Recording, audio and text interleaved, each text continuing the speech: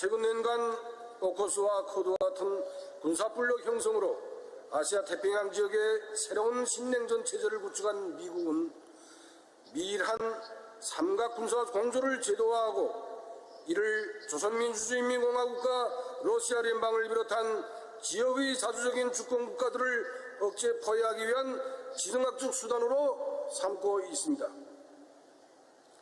특히 유라시아 대륙의 불안전한 안보 위기를 몰아한 주변인 나토가 미국이 부추긴 밑에 아시아 태평양 지역의 자기의 하부 구조를 이식하고 전쟁 준비 수준을 제고하기 위한 군사적 움직임을 번겨가 있는 것으로 하여 지역의 불안정 지수는 날이 갈수록 격상되고 있습니다. 최근에 미국이 조선반도 지역의 핵 잠수함과 전략 폭격기, 항공모함을 비롯한 전략 자산들을 공개적으로 투입하는 노름에서 역대 기록을 갱신하고 있다는 사실만으로도 우리에 대한 체질적인 거부감과 적대의식에 쩌든 미국의 군사적 대결 자세를 잘 알 수 있습니다. 아시아 태평양 지역에서 벌어지고 있는 이러한 미국의 진영 대결, 편가르기 책동은 불핍고 재앙적 국가를 초래하는 것으로서 절대로 용납하지 말아야 합니다. 미국과 그 주전국가들이 패권 정책, 대결 정책에 대한 조선민주주의인민공화국 입장은 명백하며 우리는 국가의 자주권과 존엄, 인민의 안녕을 위협하는 그 어떤 적대적 행위에 대해서도 추하도 묵하지 않고 정의로운 투쟁과 강력한 힘으로 대응해 나갈 것입니다. 이러한 견지에서 조선민주주의인민공화국은 나라의 주권적 권리와 안전이익을 수호하기 위한 성업 수행에 총매진하고 있는 러시아 군대와 인민에게 전적인 지지와 성원을 보냅니다. 존경하는 서기장 동지, 친애하는 대표 여러분, 지난 4월 말 조로 두 나라 군인들이 어깨에 꽂고 한전호에서 피를 흘리면서 러시아의 신성한 영토인 쿠르스크 지역을 우크라이나 신나치스 강점주의자들로부터 완전히 해방한 것은 불의에 대한 정의의 승리인 동시에 조로 두 나라 사이 굳건한 전투적 우위와 두 나라 인민들 사이의 동맹관계, 형제관계의 가장 높은 전략적 높이를 과시한 일대 역사적 사변으로 됩니다. 러시아聯邦 경내에서 진행된 공화국 무력의 군사활동은 유엔 헌장을 비롯한 국제법과 조로 사이의 포괄적인 전략자 동반자 관계에 의한 조약의 제반 조항과 정신에 전적으로 부합되며 그 리행의 가장 충실한 행동적 표현이 본보기적 사례의 훌륭한 기감으로 됩니다. 조로 두 나라 수뇌군들이 전략적 결단에 따라 새로운 높은 단계로 승격된 강력한 조로 동맹 관계는 제국주의자들이 강권과 전행, 군사적 위협과 간섭을 억제하기 위한 평화 수호의 강력한 보루로 전략적 지탱점으로 작용하게 될 것입니다. 조선민주주의인민공화국은 앞으로도 자주 평화 신선의 기치 아래 정의와 자주성을 지향하는 세계의 모든 나라들과 선진우호 관계를 발전시켜 나갈 것이며 평등한 다극 세계 건설과 세계의 평화와 안전 보장을 위하여 자기의 책임적인 사명과 임무를 다해 나갈 것입니다. 끝으로 나는 회의 참가자 여러분 모두가 건강할 것과 책임적인 사업에서 성과를 거두기를 바랍니다. 감사합니다.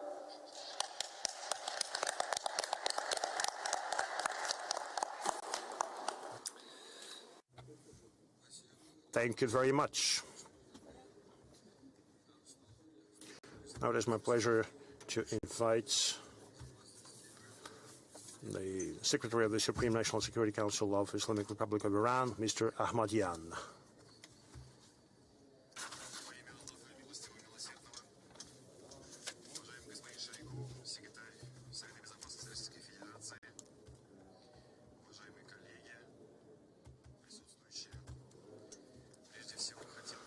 In the name of Allah, the most merciful, first of all, I would like to express my gratitude to Mr. Shoigu for the organization of this important and influential international events. I want to thank the President and the government of the Russian Federation for the warm welcome afforded to us during this significant meeting. Distinguished colleagues, today the world is on the threshold of a transition from the old order, whose proponents left behind two devastating world wars, an order whose consequences have affected everybody, an order that emerged after two world wars, an order that through unilateral action in the political, military, economic and cultural spheres imposed the supremacy of one power and satellites in hard, semi-hard and soft forms on all countries and peoples, and imposed its oppressive and inhumane standards, values and norms.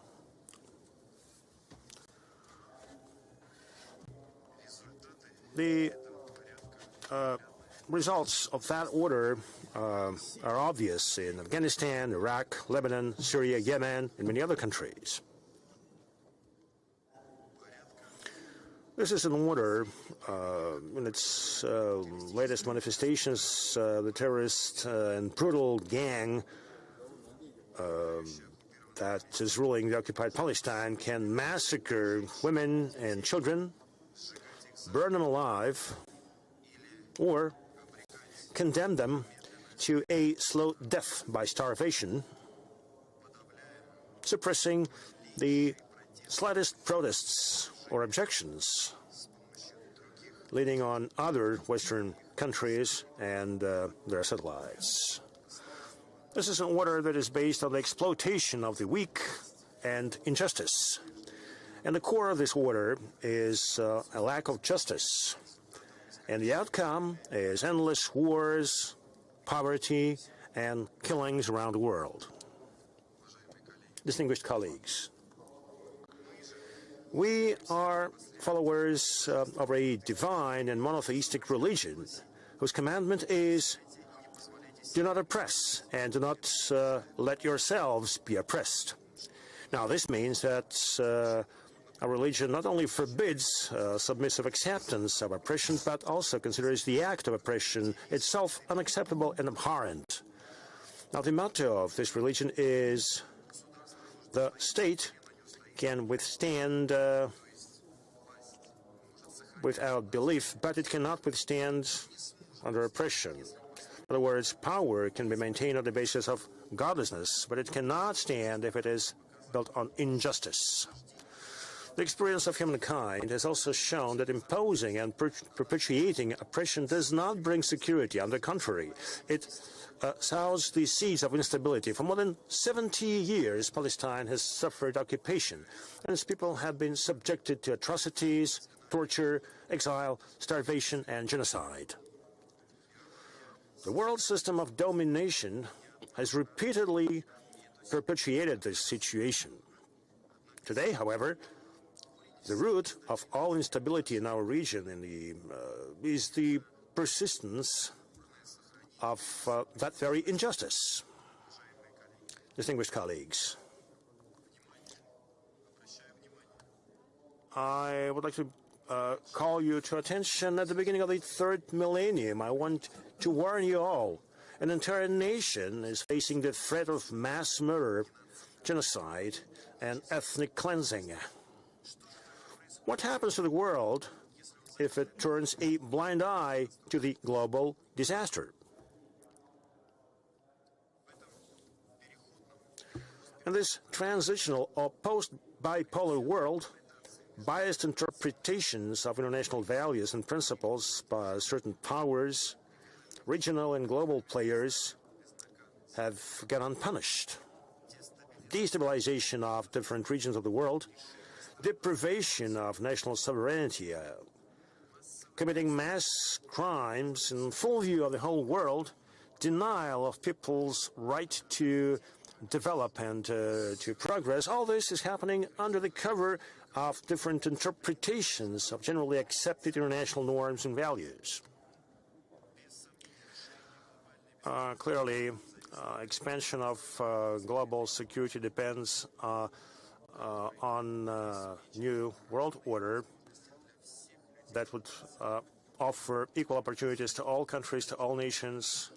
Therefore, a new security architecture should be built with the participation of all the countries, all the peoples. Ladies and gentlemen, security, from our standpoint, is based on a rejection of oppression, maintaining identity and sovereignty of different nations and countries, and establishing equal relations with other countries, with no pressure, no sanctions, or coercion. This also includes respect of people's rights and support of the oppressed across the world. The creation of a just and equal system is impossible without contribution of all the peoples, all the countries. Iran believes that justice is the key link that is missing in a global system. On the other hand, global security is unattainable without taking into account human dignity, without spiritual growth and resistance to oppression. And at the next stage, we should think about the preservation of the family. Unfortunately, today, the security of humanity and the security of the family as the basic unit of society is subject to destruction and trampling. Security devoid of human criteria and protection of family values, in fact, is meaningless. Distinguished participants, today, various global security institutions and the world in general fell hostage to the inefficiency of the current security systems hijacked by Western powers. And the best proof of this is the inaction of these structures in the face of the many months of genocide in Gaza. These crimes are the result of exploitative treatment of other countries, deliberate creation of economic and technological inequalities, and the deprivation of peoples and states of free access to the benefits of humanity through sanctions and restrictions. A prime example is the attempt to deny the Iranian people the right to a peaceful nuclear program. The Islamic Republic of Iran, based on its ideology, rejects domination and subjugation, but always welcomes equal dialogue. We emphasize the renunciation of weapons of mass destruction. Yet Iran will not give up its legitimate rights, such as independence in the nuclear sphere, including possession of the fuel cycle and uranium enrichment. Distinguished colleagues, ladies and gentlemen, the steps of the Islamic and progressive countries of the South and the East in the transition from a unipolar world to a multipolar one will chime in a new era in the history of the world based on peace, justice, and equal development. On this path, common interests and opportunities, as well as common threats, will be shaping the prospects of our future cooperation and will help strengthen its foundation. Strengthening of multilateralism and joint efforts to build a strong and equitable security architecture is an urgent need of the international system. Successful examples of this can already be seen. I'm referring to organizations such as the BRICS and the SCO.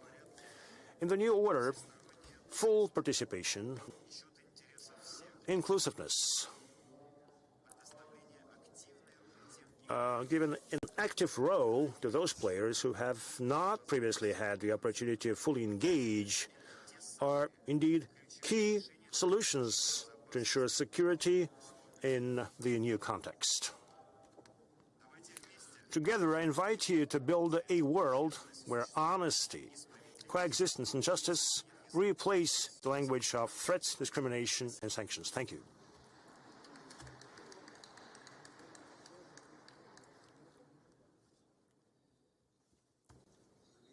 Thank you very much, Mr. Akhmedyan. It is my pleasure to invite the Secretary General of the National Security Council of the Republic of Turkey,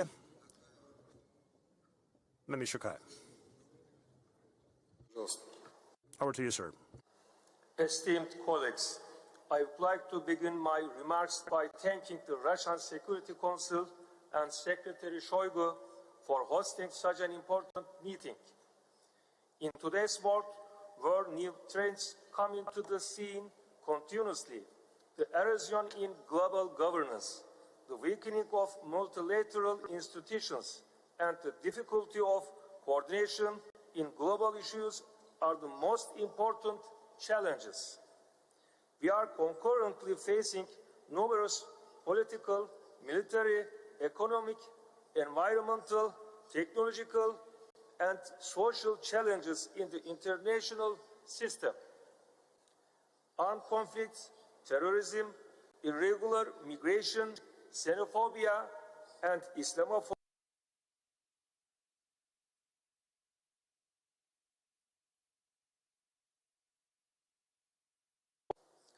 Unfortunately, the current international order cannot provide peace, stability, and justice.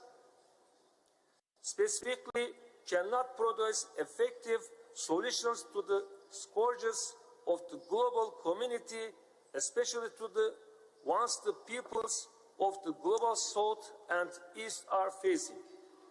The troublesome ineffectiveness of international institutions are frequently voiced by Turkey, especially by our President Recep Tayyip Erdogan. Today, when we talk about the crisis of the international system, we are not referring to an abstract to see that many countries turn a blind eye to the atrocities in Gaza. Unfortunately, the civilian death toll has exceeded 54,000. The tragic events taking place there and the shocking indifference of some in the global community raise justified questions on a rules-based international system. Another issue facing the international community is that the increase in prosperity brought about by globalization is not distributed fairly at the global level. The most important consequences of this situation is undoubtedly food insecurity and famine. It is extremely grave that from Africa to Asia, millions of people are struggling with hunger. The only way to change this dark picture is to strengthen international cooperation and solidarity. The solution to global challenges requires collective efforts forged by cooperation and effective multilateralism. We strongly believe this is where the opportunities lie for countries like Turkey and many others of the global South and East, for building a global architecture of equal and indivisible security. By engaging in dialogue and collectively voicing our rightful demand for a fairer world order, we can create meaningful and positive change in the global governance system. With this goal in mind, Turkey actively participates in many global and regional organizations. While honoring our commitments in the context of our long-lasting alliances and acting as a stabilizing force in those institutions, we are building new ties with other organizations, especially those from the global south and east. To further enhance our ties with the countries of these regions, we have formulated the Asia and New policy alongside our Latin America and Africa partnership initiatives. The future of humanity in relation to science and technology is another issue.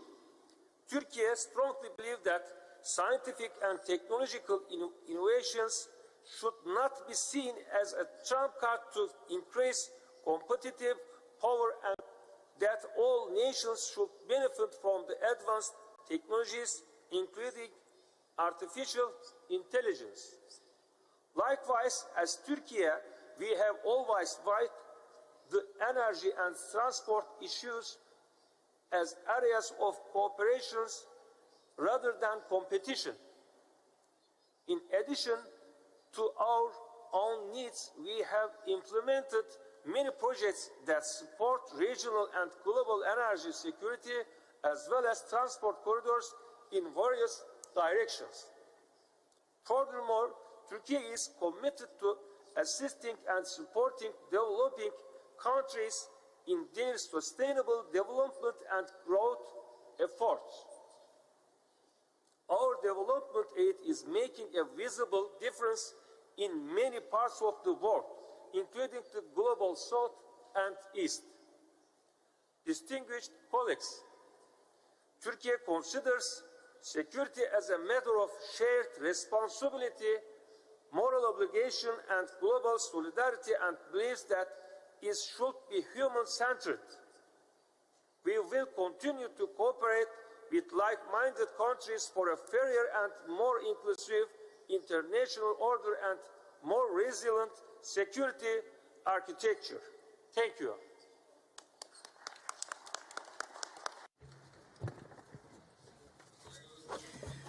Thank you, Mr. Mimic. I give the floor to the General Secretary of the Shanghai Cooperation Organization, Mr. Nurbayev. Mr. Shoigu, esteemed colleagues, ladies and gentlemen, I'd like to thank you for the invitation to speak here at this international event. The building of an equitable and indivisible security structure is of particular importance to a transnational organization such as our SCO, Shanghai Cooperation Organization. Our priority is support of peace, stability, and security. We're not a military political bloc united by the principle of military support. We're non-confrontational and not aimed against third countries. A specific area of our work is countering terrorism, extremism, and extremism done by a particular structure within the organization.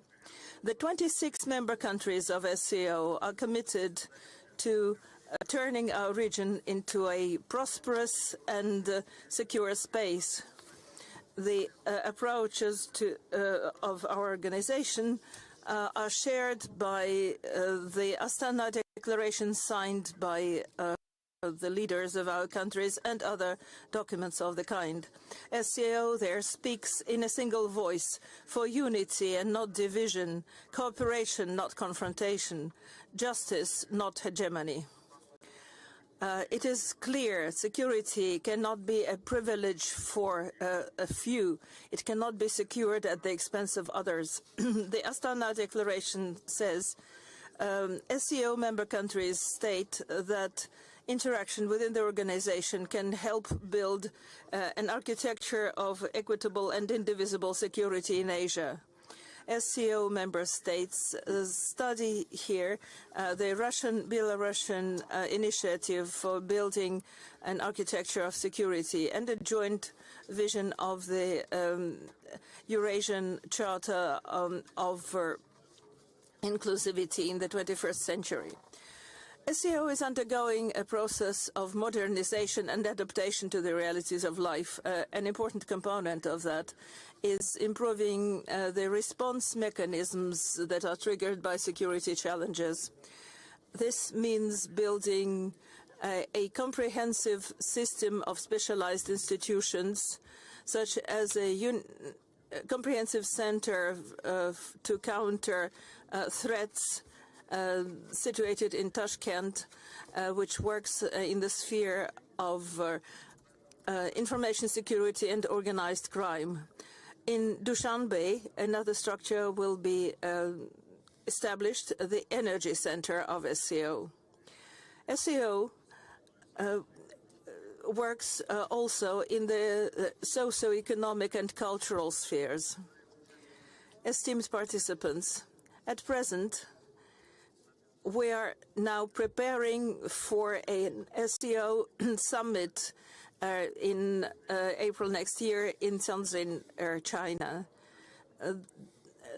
We are sure that this summit will propel the organization to new levels of cooperation. Acting together with our partners, we are prepared to play an even greater role in building a new, stable, democratic, equitable, and secure world with a structure of indivisible security for all. Thank you. Thank you very much, sir. Ladies and gentlemen, colleagues, we will now have a lunch break that will last until 2 o'clock Moscow time. And we will continue in this same room under the chairmanship of Mr. Kokov. Thank you. Enjoy your lunch.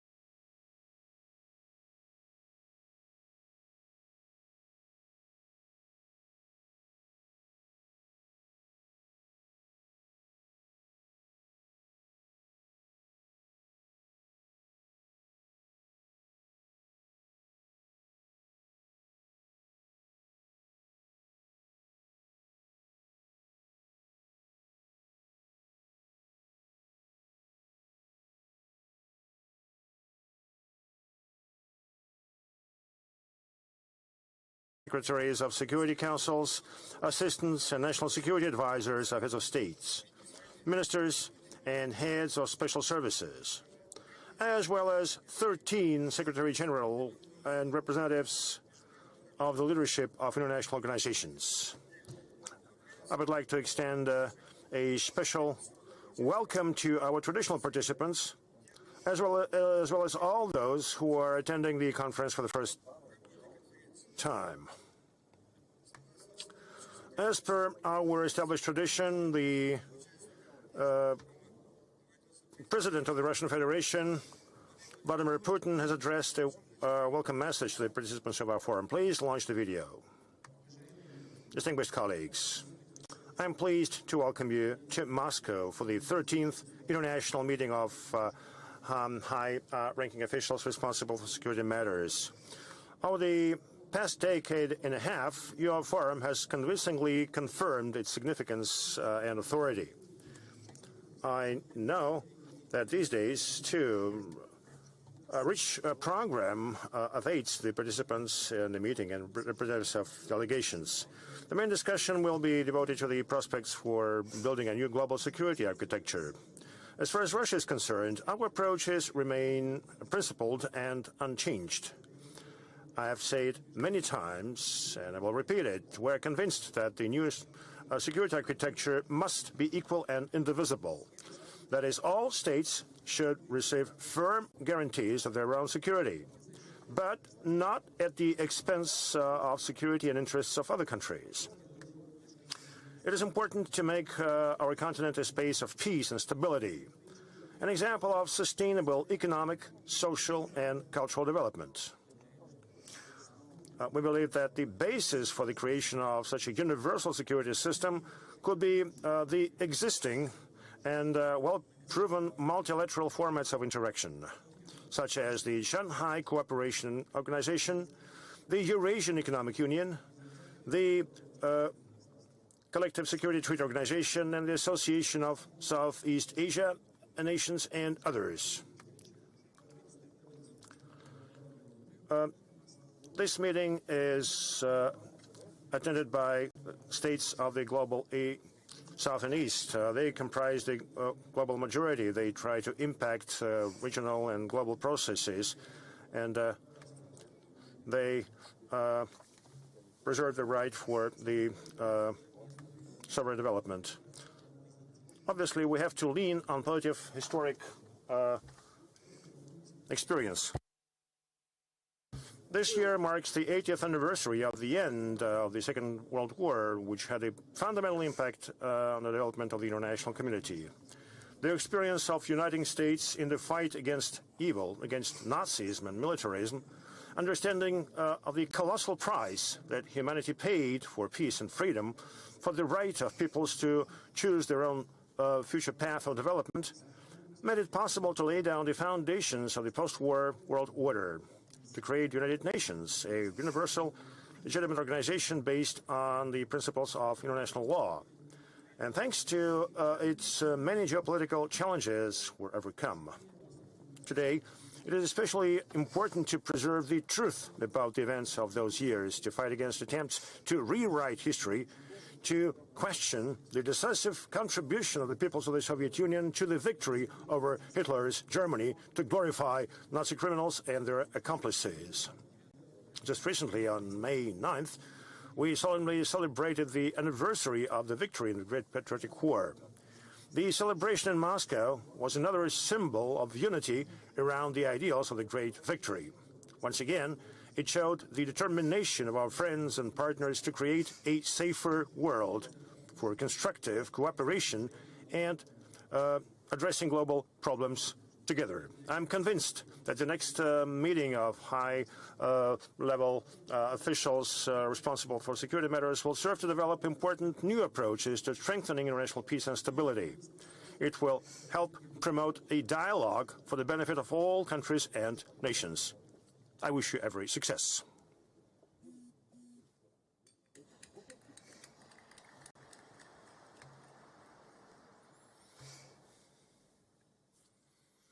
Dear colleagues, against the backdrop of the transition to the a multipolar world, international relations remain unpredictable, with significant conflict potential.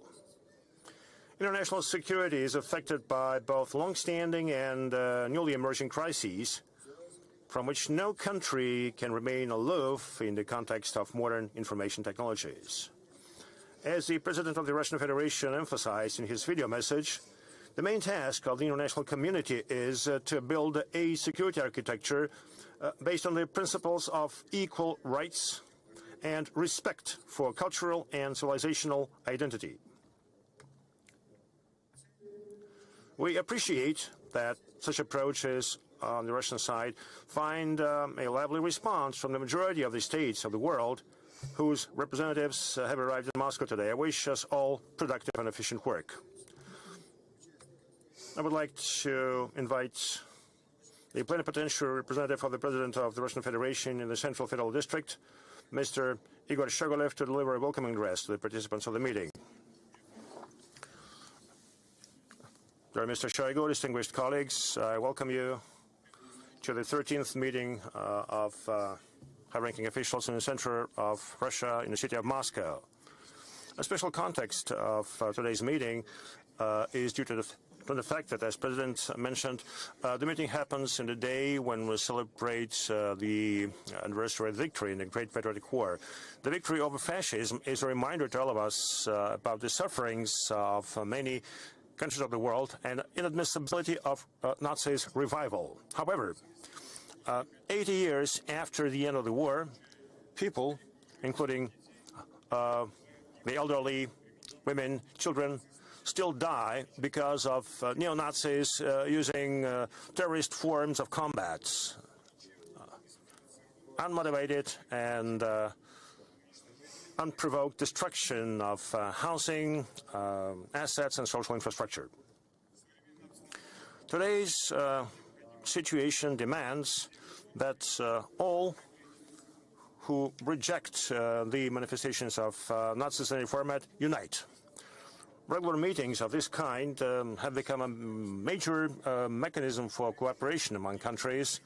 It is a highly demanded and effective platform for cooperation to do analysis of security threats and to hammer out approaches to ensure security of peoples of all of our nations, to oppose terrorism, extremism, and other threats, such as illegal arms trafficking, illegal drugs trafficking, illegal migration, the use of information space for destructive purposes.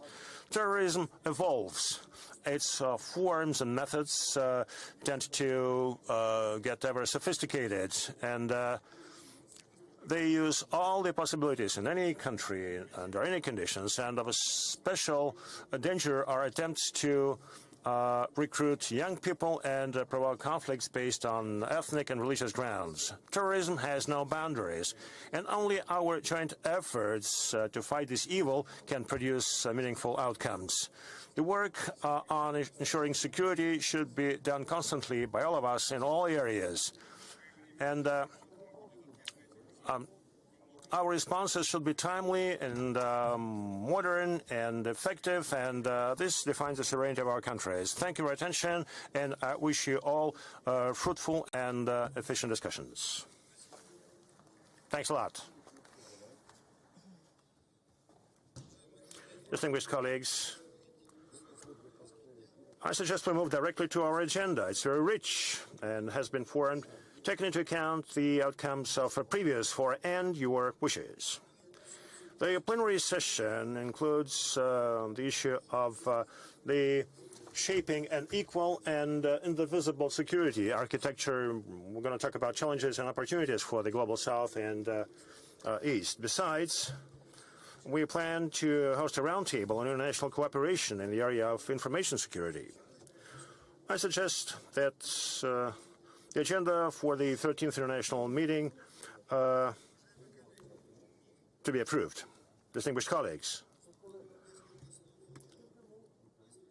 a few words about our exhibitions. It's quite extensive this year. We attach special importance to the 80th anniversary of the most important events that were a turning point in the history of humankind in the 20th century.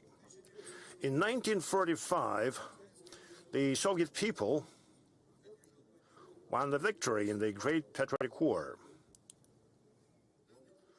The exhibition of the Ministry of Culture of the Russian Federation is dedicated to this fact. At the same time, the recent events clearly demonstrate that Nazism has not been completely eradicated.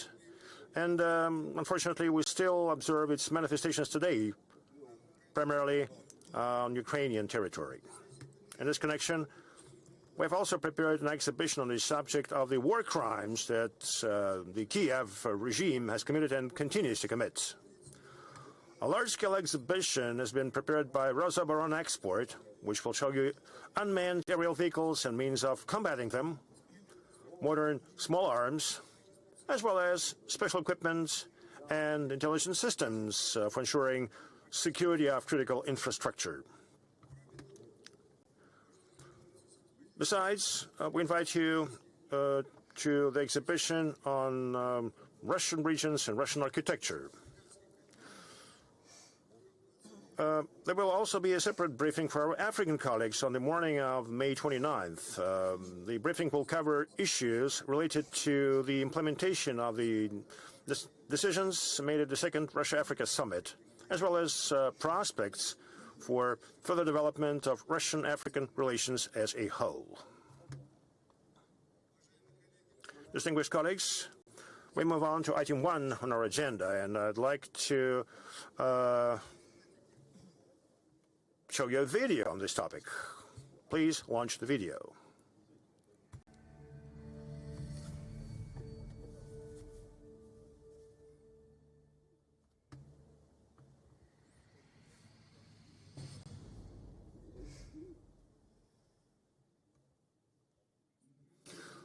There comes, in a way, the moment of truth.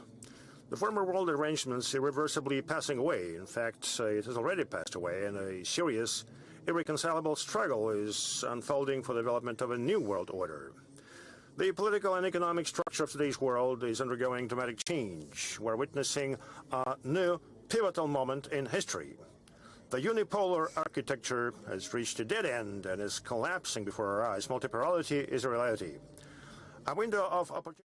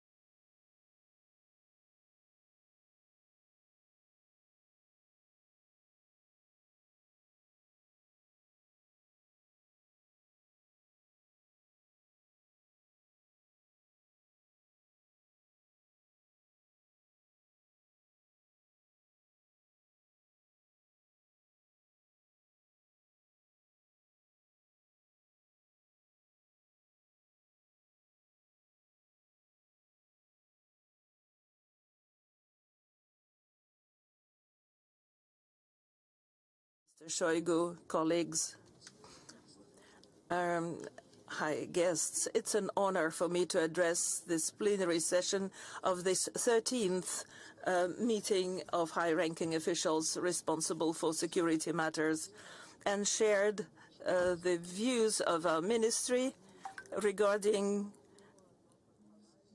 the work we need to do in the world today, in keeping with the orders of the President of the Russian Federation and in line with his view of the situation. It is a glad sign that your forum, which has become traditional and which evokes lively interest across the world, including those countries which are not represented here, I must say, and those might be even more interested in its proceedings than others, because this forum reflects a historic tradition of countries of the global majority gaining extra understanding of the need to stand up for their rights and their lawful place in international relations. In this room, we see representatives of many countries of the global south and global east. The voice of these countries is heard loud and clear when the issues of the world today are discussed, and this reflects the tectonic shifts that have occurred in international politics and is still happening these years. And these are the rapid formation of a multipolar world structure, a redistribution of the balance of forces towards new centers of development in the Eurasian continent, in Asia, Africa, and Latin America. These realities of the day are now recognized in the West, but instead of taking these new realities into account, America, and especially Europe, has a lot of figures who believe that multipolarity is not a fact, but a challenge to their rules-based economic order that the West is trying to impose on the world and has been trying since the end of World War II, acting in their interests. The international community is forced to accept the opinion that international order is an all-out fight of all against all. We can't agree with that. This does not reflect the true global situation.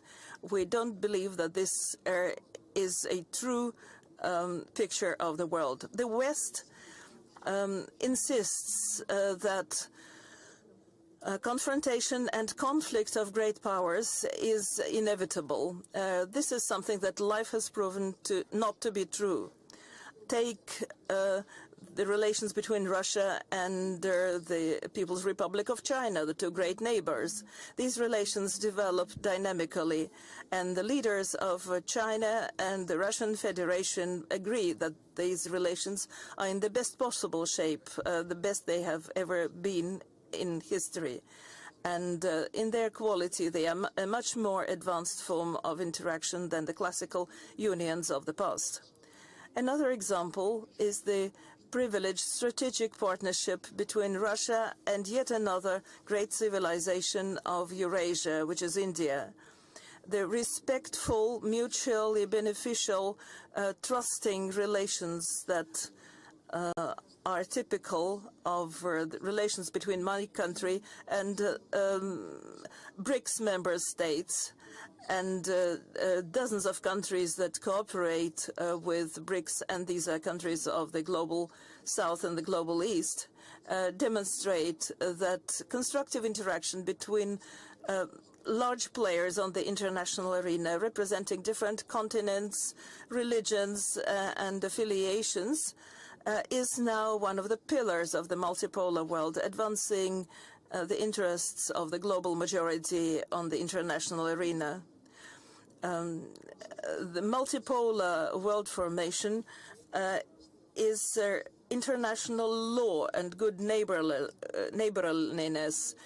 respect for the rights and interests of the neighbors. the stability of the global system will largely depend upon whether or not we can make the West stop putting forward their non-legal interests and stay true to the UN Charter and the principles embodied in it. They should respect those interests in full, not selectively, as Europe and America often do, believing that they can do what they want.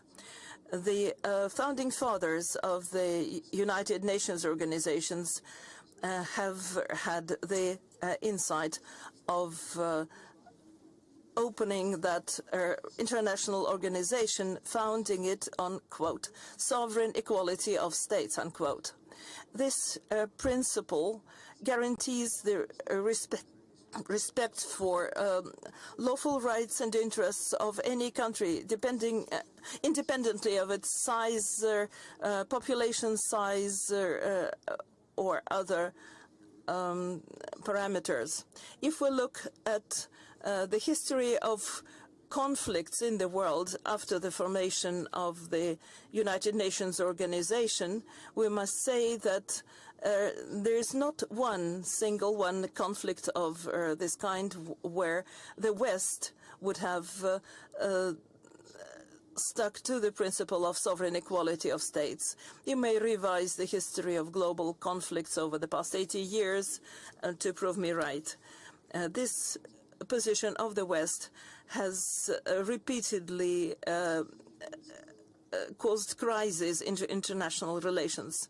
The selective approach to the application of the UN Charter was especially demonstrated in the case of Ukraine.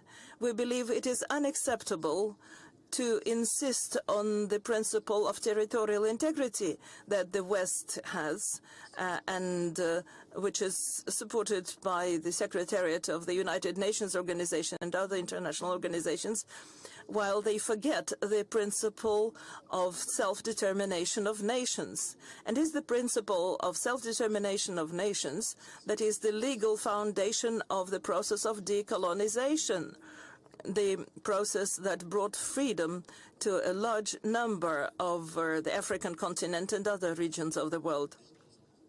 The international community long gave a full response to the seeming legal collision between the principles of self-determination and territorial integrity. After many years of negotiations, the UN General Assembly adopted the Declaration on the Principles of International Law, which is a consensus document, and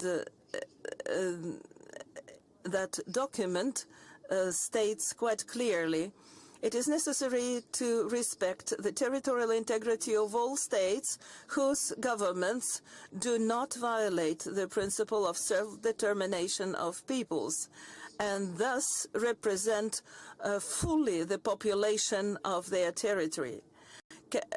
We must ask ourselves, does that apply to the Kiev regime that unleashed war against its own population after the coup d'etat of 2014? Did it represent the population of the southeast of Ukraine? No, definitely not. Just as in the 1960s, the colonizers in Paris, London, Lisbon, Berlin, Brussels could not represent the interests of the peoples of Africa that wanted to live under the governments elected by their people and not imposed from the outside. The same happened again after the coup d'etat across the territories of Ukraine, the former Soviet Republic. The Nazi regime that came to power after that coup for many years has been violating the rights of Russian and Russian-speaking population, and recently, starting from the 2010s, it started legally to exterminate the Russian world and everything connected with it and with Russia. The use of the Russian language, Russian-speaking media, and more. All of that is banned. Last year, they adopted a law to ban the canonical Russian Orthodox Church, which is a cruel violation of one more fundamental principle of Article 1 of the Charter of the United Nations, which states that all states must ensure human rights despite the people's race, gender, language, and religion. The West uses every opportunity when dealing with countries represented in this room, likes to lecture others about human rights and honoring them in their own Western understanding. But look what happened recently, especially after the coup in Ukraine. Never have they used the phrase human rights. Not at all. Ursula von der Leyen and other Brussels bureaucrats and also the NATO leadership have stated publicly more than once that they must support Ukraine because it, quote, defends European values, unquote. So these must be the values, exterminating a national identity of the Russian or Russian-speaking people in that country. Just imagine, not even in the Middle East or in Israel do they forbid the use of Arabic, the Arabic language. Palestine does not ban the use of Hebrew. And the same happens anywhere else in the world where people speaking different nations coexist, even if those peoples are not each other's best friends. Recently, Ms. Kos, a UN commissioner for extension or something or other, claimed that Ukraine had completed all the preconditions for starting the process of integration into the European Union. How does that match the European values which they profess? In fact, it is the demonstration of Nazi principles fully. On the initiative of President Trump and with the support of the President of Turkey and the leaders of Saudi Arabia, we have launched direct contacts with the leadership of Ukraine. On the 16th of May this year, Istanbul saw a resumption of negotiations. For a long time, Ukraine refused to participate. It was told not to become involved in that by their puppet masters, especially from Europe. When in Istanbul these negotiations resumed, we insisted that the principles that we profess be honored there, and we will keep insisting on that in the next round of these negotiations, which will be announced very soon. Russia has always, before the special military operation ever started and since its beginning, we have proposed to the Ukraine to settle all the issues by diplomatic means and dialogue. And we must thank the governments that have been of service to help restart these negotiations without any preconditions. In order to achieve success, we're firmly convinced it's necessary to eliminate the root causes of military conflict, which is something that the President of Russia has said time and again. One of those root causes is just what I mentioned, denying the millions of Ukrainians the right to use their mother tongue, Russian, and to honor the memory of their ancestors who had lived in that territory for hundreds of years, building cities and ports and tilling the land. And now these people are living in such conditions where in the south and east of Ukraine they see historical monuments pulled down, monuments to Russian czars and war heroes, the monuments erected to those who helped rid the world of German fascism in World War II. But there are more reasons than just that. And this is to do with the policy of pulling Ukraine into the structure of NATO. I have stated many times that a trigger to the Ukrainian conflict and, in fact, to the profound crisis of European security has been the many years of eastward expansion of NATO. Something that happened in contrast to the promises of Europeans and Americans given to Russia that NATO will not expand to the east.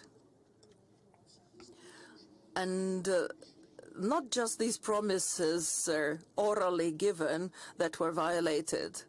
In fact, this was a violation of commitments signed on the highest possible level during the 1999 Istanbul and 2010 Astana agreements, which stated that security is to be indivisible and common, and that no country or group of countries can attempt to dominate across the territory of OSCE.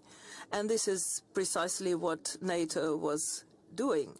When we tried to confront our European colleagues with that, telling them that they were violating something that their leaders had signed, the response was, oh, it was just a political declaration, and legal rights will only be given to those countries that apply for NATO membership, which proves that that position was a lie to begin with.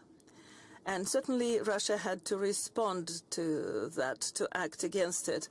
As President Putin said many times, we have tried to shift the situation into the negotiation mode to stay true to those principles signed, but the West refused. Even in 2021, this last attempt was refuted, and we had no other means to uphold the rightful interests of the people whom we could not abandon to the Nazi regime in Ukraine than to do what we did. As to NATO membership, a neutral or non-bloc member and non-nuclear Ukraine was part of the Declaration of Independence of Ukraine signed and adopted in 1991. It was the declaration of such a neutral and unaligned status of Ukraine made it possible to have Ukraine recognized as an independent state by Russia and other members of the international community. And this promise, this oath made by Ukraine that the Nazi regime has vowed to break, and included that intention into its constitution. So the annulment of this position is one of the demands that Russia makes upon Ukraine, as was stated in Istanbul in 2022, when this principle was laid down on paper, but those negotiations were undermined by the Ukrainian side and its puppet masters. And they are not trying to learn any lessons from this. We observe NATO or Western continents growing along all of the front line, and this line has now grown longer. It now includes Sweden and Finland. And we hear the voices of irresponsible European politicians who urge the population of Europe to tighten their belts and prepare for war with Russia, war against Russia, giving the dates of 2030 or others. Mr. Merz, the Chancellor of Germany, has promised to once again turn Germany into a leading European power. This rang something to many observers. Twice did Germany become the leading European power in the 20th century, and look what horrors it brought to the peoples, not just of Europe.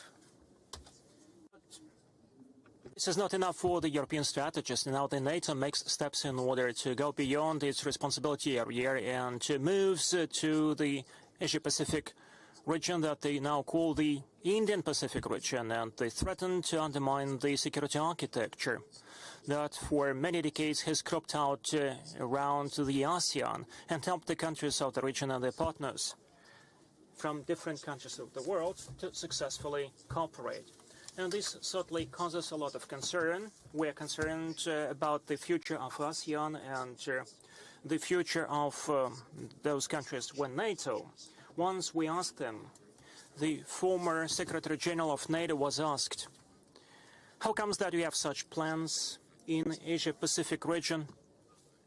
Because assumingly NATO, this is a defensive alliance that is supposed to protect the territory of its member states. And Stoltenberg, ex-Secretary General, was not shy to say that, yes, we still are protecting the territory of the member countries. But now the threat to those territories emanates from the Indo-Pacific region, from South China Sea, from the Taiwan Strait, from Southeast Asia. And you see how the elements of military infrastructure are being set up there. Washington and Seoul altogether plan to arrange certain drills, including the nuclear components. Groups of 3 or groups of 4 are being set up, such as South Korea, Japan, New Zealand, Australia.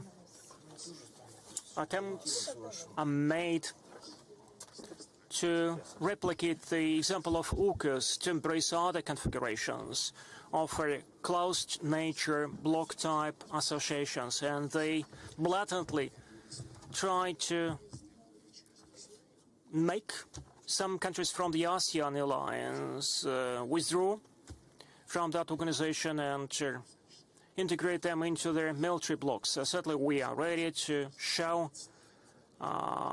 support to our ASEAN friends in standing up for the architecture that was confirmed within the different summits. The historical experience shows that if NATO comes to you, then you have to wait for horror, and former Yugoslavia remembers that, along with Libya and other countries. A special concern is caused by the situation in the Middle East. The strategically important region is on the verge of complete destabilization, largely as a result of long-term destructive policies of Westerners. And we believe it is not too late to take urgent measures to de-escalate the situation in the Palestinian-Israeli conflict zone and to intensify efforts to create conditions for the early resumption of the negotiation process on all final status issues in order to fix the historical injustices that prevented us from setting up an independent Palestinian state on the basis of the United Nations resolution. Also, an alarming situation has once again developed around the Iranian nuclear program by destroying the JCPOA, or Joint Comprehensive Plan of Action. Such a decision was taken by the United States 8 years ago, and certain circles in the United States and in the West expected to put an end to Tehran's civilian nuclear developments, disregarding its legitimate rights under the Non-Proliferation Treaty. And now we see negotiations being held between the United States and Iran, where the peaceful use of nuclear is a key one, and judging by the comments shared by the parties following another round of negotiations, there is a hope that finally some progress would be achieved and that we are moving in the right direction, and we wish every success to such efforts, hoping that results would be achieved and the results would be satisfying for all the interested parties, including Iran. In his meeting, President Putin noted the meaning of that year, once we celebrate the 80th anniversary of the defeat of Nazi Germany and Japanese militarism, and setting up the modern world order with the United Nations playing the pivotal role. We stand up for setting up for a global security infrastructure in the modern conditions that would rest on the modern tendencies of multipolar nature, emergence of new centers of gravity that would guarantee the necessary conditions for peaceful development for all the countries. And let me remind you that we have the foundation for that. That's the United Nations Charter. But it only takes everyone to comply with that. An important step on that way to set up the global security architecture is about building the equitable and indivisible security architecture in Eurasia, the vastest one, and its stability certainly would determine the sustainability of the whole world. At the same time, we don't have a regional organization for that, unlike Africa, which has an African Union, or unlike CELAC in Latin America.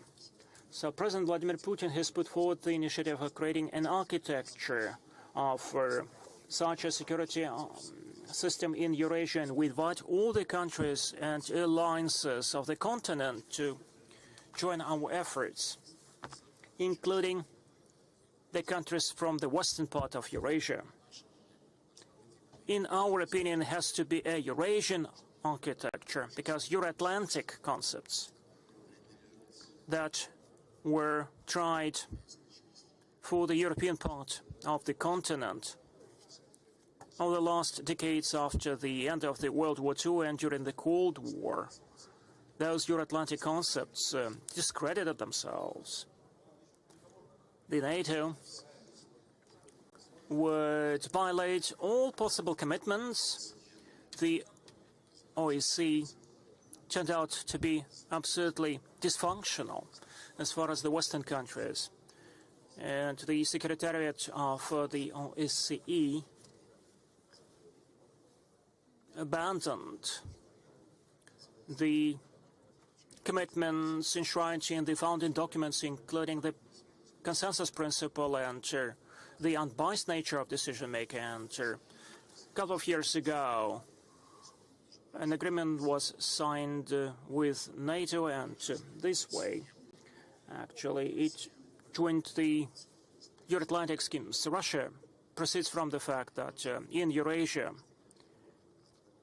we see the nascence of what President Putin called the Greater Eurasian Partnership, and it certainly facilitates the integratory processes that are taking place within the Eurasian Economic Union, ASEAN, in the framework of the Chinese Belt and Road Initiative.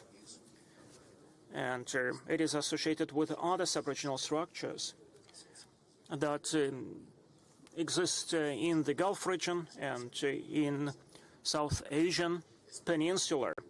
There are lots of sub-regional organizations there, and certainly harmonizing and streamlining of those integration processes will help us to build a solid foundation for providing the security architecture. Russia is not imposing anything on anyone. We're ready for a mutual respectful dialogue with everyone. And certainly we'll improve the existing security mechanisms, and we'll use that in our work.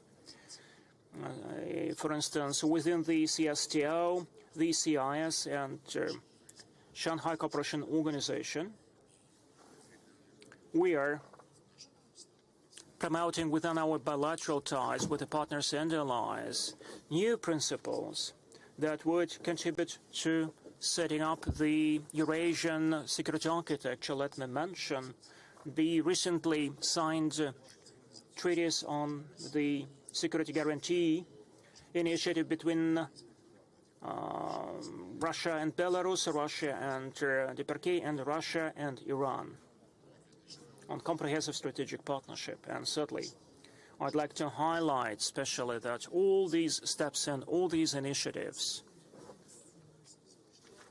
echo the global security initiative proposed by Chinese President Xi, including the most important provision that the key to resolution of any conflicts anywhere in the world is identifying and eliminating the root causes of such conflicts. Next step would be about preparing the Eurasian Charter of Diversity and Multipolarity in the 21st century. That document was proposed by Belarus, and we support it. It is seeking to set up the political and legal foundations of interaction between states in the sphere of security in the Eurasian space at the parameters of cooperation between countries in a multipolar world, proceeding from the United Nations Charter in its entirety. Colleagues, Russia certainly seeks to make its own contribution to resolving the problems common for the whole mankind. And certainly, over the last years, Russia played a pivotal role in promoting our work in the area of ICT. As the very first step, we, last December, made sure that the United Nations General Assembly adopted the Convention Against Cybercrime, the very first universal treaty in the field of cybercrime. It was Russia's initiative, and we call on all the countries to join that document. And this autumn, this document would be signed in the capital of Vietnam. We're convinced that the United Nations still can build up its efforts on agreeing the universal principles and criteria in other areas as well, including artificial intelligence and where it might be used. And you know that certainly there are heated discussions around that. We do believe that this topic has to be considered by the global group of experts who, and also let me mention a few words about the problem of terrorism that was mentioned in the movie and in the address by the President Putin.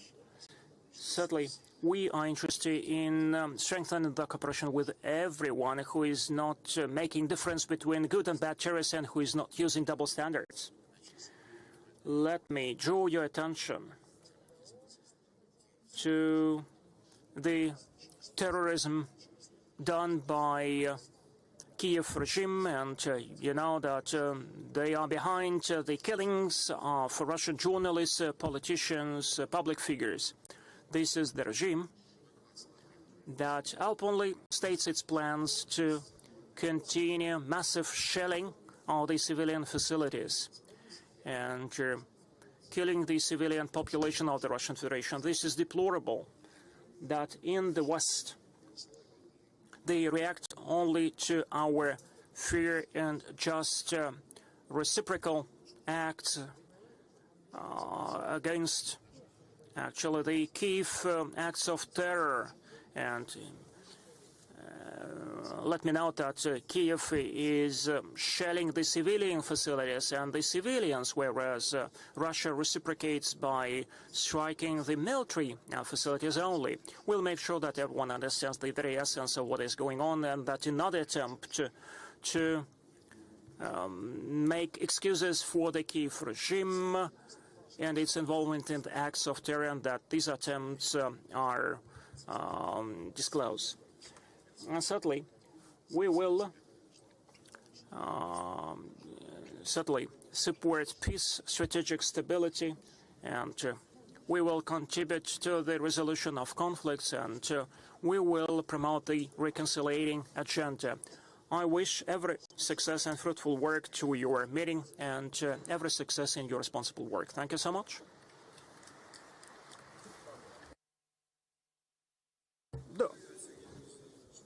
Thank you so much, Mr. Lavrov, and saying that I'm passing the floor to Sergey Naryshkin, Director of the Foreign Intelligence Service of the Russian Federation.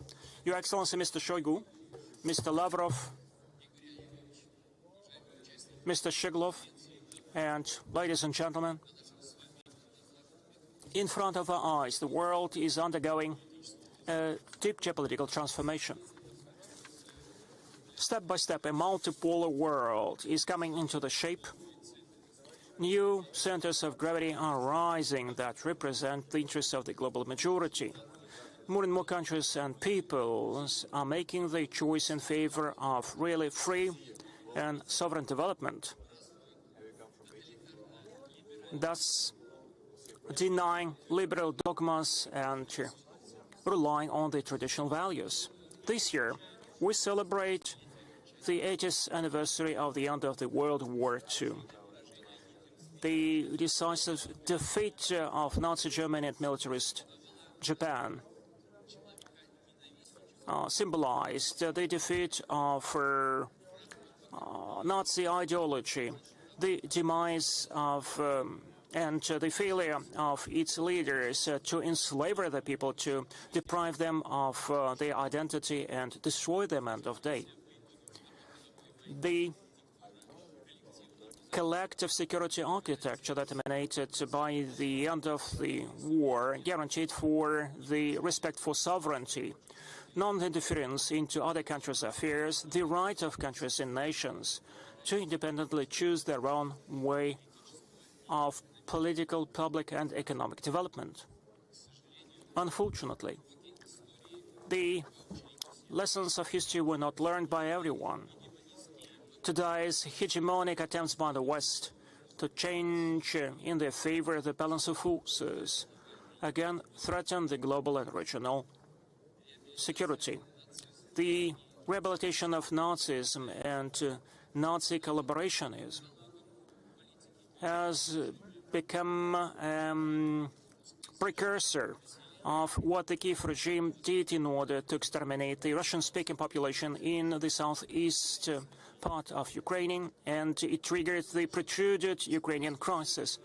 What is the root cause of that strategy, the deathly one?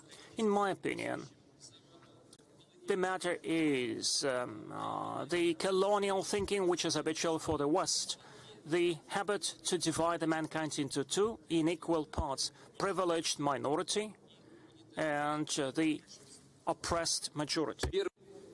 The former believe they are denizens of the so-called blossoming garden. The others are supposed to play the role of the nutrients of this so-called garden, which actually is a hotbed of racism and violence. In retrospect, the history of international relations shows that the source of all of the major military conflicts of the past 300 years was a very narrow group of pretty much the same Western European states. Starting from the 7 Years' War of 1756 to 1763, which for the first time in history was fought on five continents at the same time, and ending with World War II. We're observing the same trends. A predatory instinct of Western metropolis turn into conflicts which wreak havoc and claim human lives, both in Europe and thousands of kilometers away from it.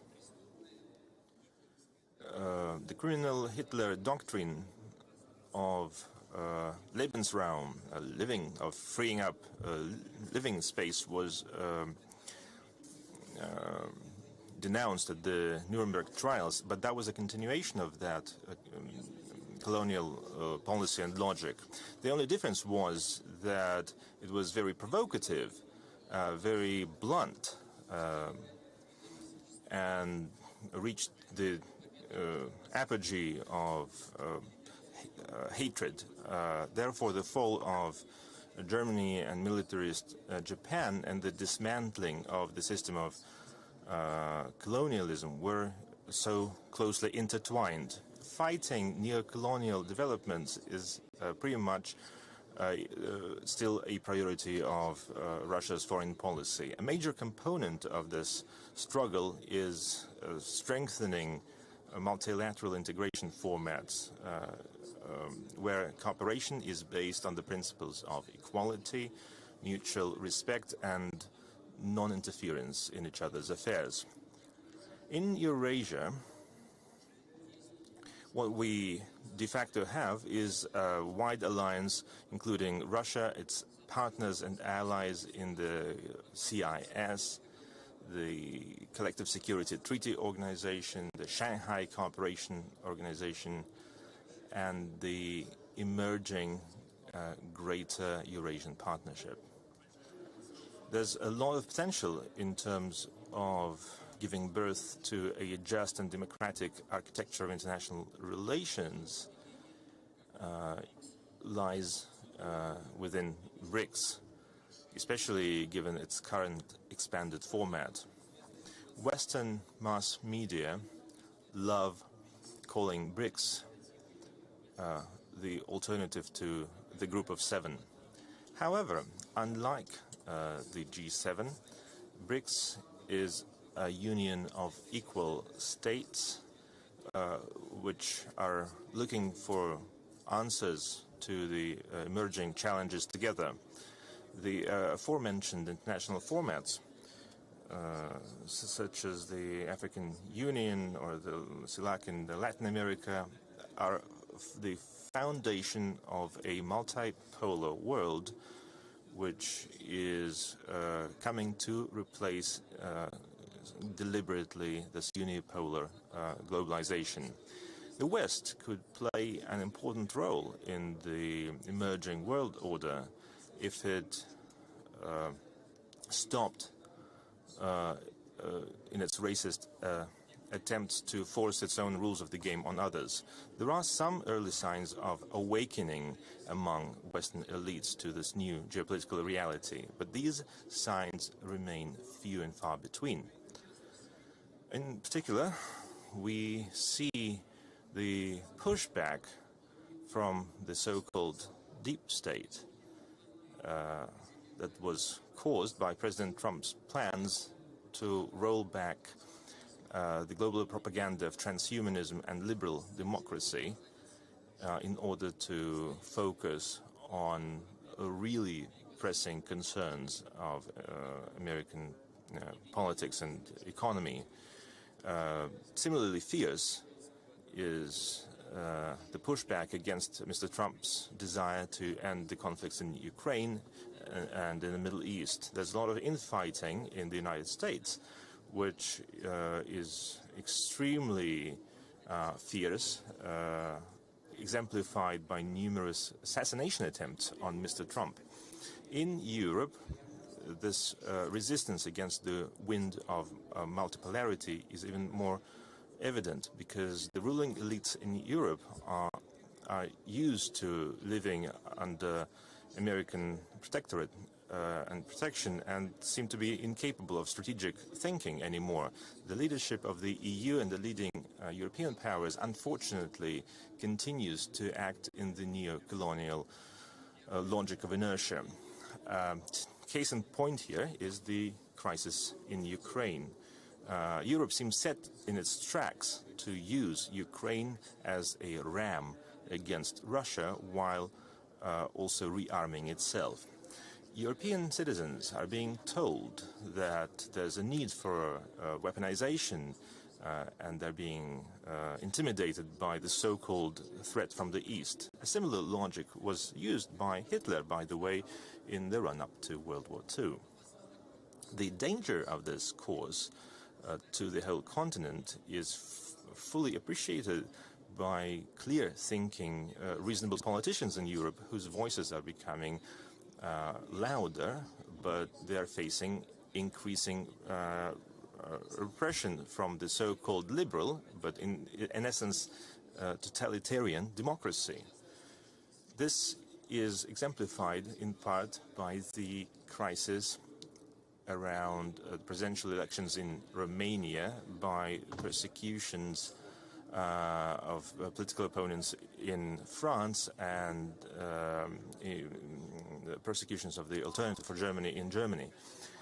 Dear colleagues, today, as the very foundations of the global order are being shaken and the pillars of security are trembling, Russia, together with its friends and allies, once again is assuming the burden of leadership and is playing an active role in finding and looking for solutions to global crises. Let me add one thing.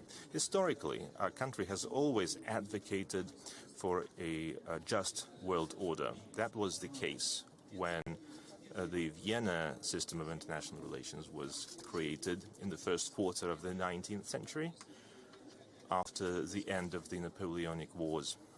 And that was also the case during the bipolar moment established after World War II. Both those systems, the Vienna system and the Yalta-Potsdam system, were characterized by stability, resilience, and reliability. They ensured lengthy periods of stability and calm for humanity. On the contrary, the Versailles world order created after World War I, which excluded the participation of Russia, as well as the bipolar world which emerged after the breakup of the Soviet Union, turned out to be unjust, fragile, and untenable. The obvious conclusion is as follows. Russia has no right to be weak. Russia can't afford it.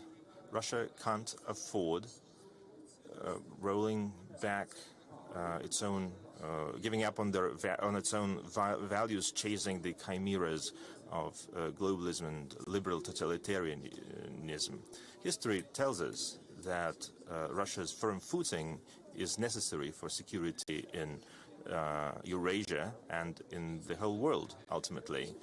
This resilience and strength requires a good, equitable relations with Russia's neighbors in Eurasia and like-minded groups around the world. I am confident that we can work together to find solutions to the most complex global issues. And the meeting that we are hosting today with your participation, colleagues, is a great contribution. Thank you for your attention.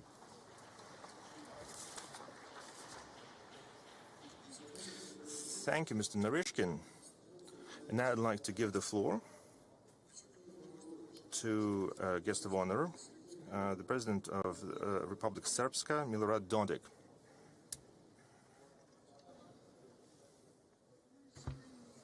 Dear ladies and gentlemen, excellencies, Mr. Lavrov and Mr. Shoigu, the profound transformations currently unfolding in the international order stem primarily from a new redistribution of power within the global system of states. The anarchic nature of international relations, particularly during recent decades of unipolar dominance under liberal globalism, has rendered international law effectively obsolete, while the concept of collective security, as advocated through the United Nations organizations, has been entirely sidelined. In place of the fundamental principles of international law known since the Peace of Westphalia and reaffirmed in the Charter of the United Nations, a new set of rules has emerged, dictated by the coercive authority of the collective West. These principles such as respect for sovereignty, the right to self-determination, non-interference in the internal affairs of other states, and other pillars of public international law have all but disappeared from public discourse. Political theory and practice both affirm that the foremost national interest of any state is its own security, which ensures its survival within the contemporary international system. Since the fall of the Berlin Wall, security has increasingly become a privilege reserved for the wealthy North, that is, for the Western civilization. Within this hegemonic framework, the architecture of security has been constructed as a prerogative exclusive to privileged Western states and their allies, while the model of shared or collective security has been rejected for the rest of the international community. Under Pax Americana, the hegemon unilaterally determined the security of other states and international actors, strictly in line with its own interests. The principle of an equal and indivisible system of international security could not function under such conditions, as equality is not possible within a liberal globalist international order. Today it is evident that the collective West no longer possesses the internal strength to impose its political, economic and cultural models upon the rest of the world. This is particularly true for the European West, which is no longer geopolitically equipped to keep pace with emerging civilizational states, now asserting themselves as key actors in the new global geostrategic contest among major powers. What is already visible on the horizon of global political change is the establishment of a new balance of power in the international order. The balance of power is a well-known concept throughout the history of international politics. What is new in today's emerging multipolar system is its global nature.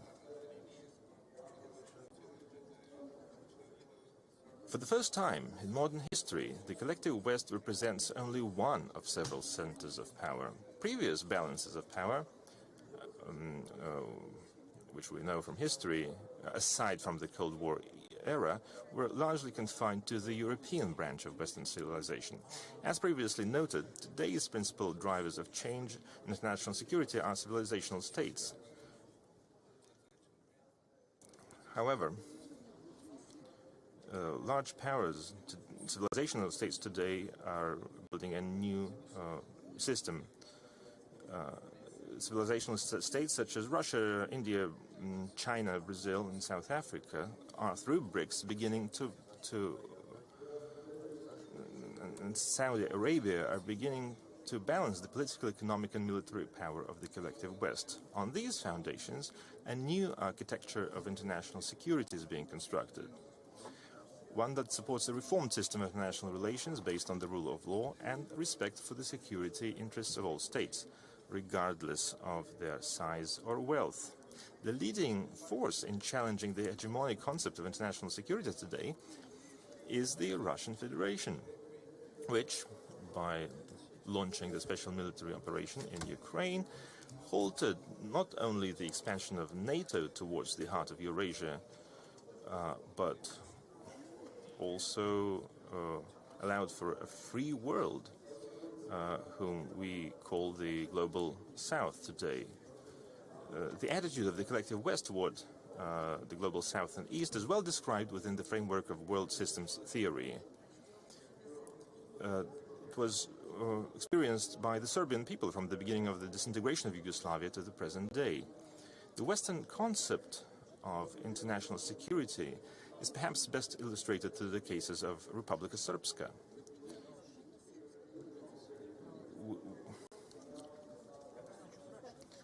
and the southern Serbian province of Kosovo and Metohija, both of which remain under constant assault and blatant violation of international law. The launch of the special military operation marks the beginning of a new epoch of resistance to the hegemony of the liberal globalist West. Today, the Russian concept of a multipolar world is prevailing, one in which equal opportunities are extended not only to the privileged states of the global North, but also to the countries of the global South and East. The global East is no longer the world's periphery, and is becoming the epicenter of the 21st century. Nowhere is the West's hypocritical geopolitics more apparent than in the Balkans, where the European Union and the United Kingdom treat this part of the continent as the Middle East of Europe. Republika Srpska lies within the geographical semi-periphery of the European Union, referred to in neo-imperial discourse as the Western Balkans. After the end of the war in 1995, Bosnia and Herzegovina has been treated as a Western protectorate in the spirit of neo-colonialism so frequently imposed on the global South. In Bosnia and Herzegovina, neoliberals are conducting a historical, political, economic and cultural experiment that threatens to erase the Serbian people as a historical and political nation. Even at its homeland of Serbia, the Serbian nation is treated by the collective West as a disruptive factor in European security due to its non-alignment with Euro-Atlantic integration projects, namely the EU and NATO. On the other hand, Republika Srpska and Serbia stand as the only entities in all of Europe that have refused to impose sanctions on the Russian Federation following the start of the special military operation. And it is for this reason that the political leadership of Republika Srpska is now being politically persecuted. This persecution is carried out by an illegitimate high representative who has not been appointed by the United Nations Security Council in cooperation with unconstitutional domestic judicial institutions.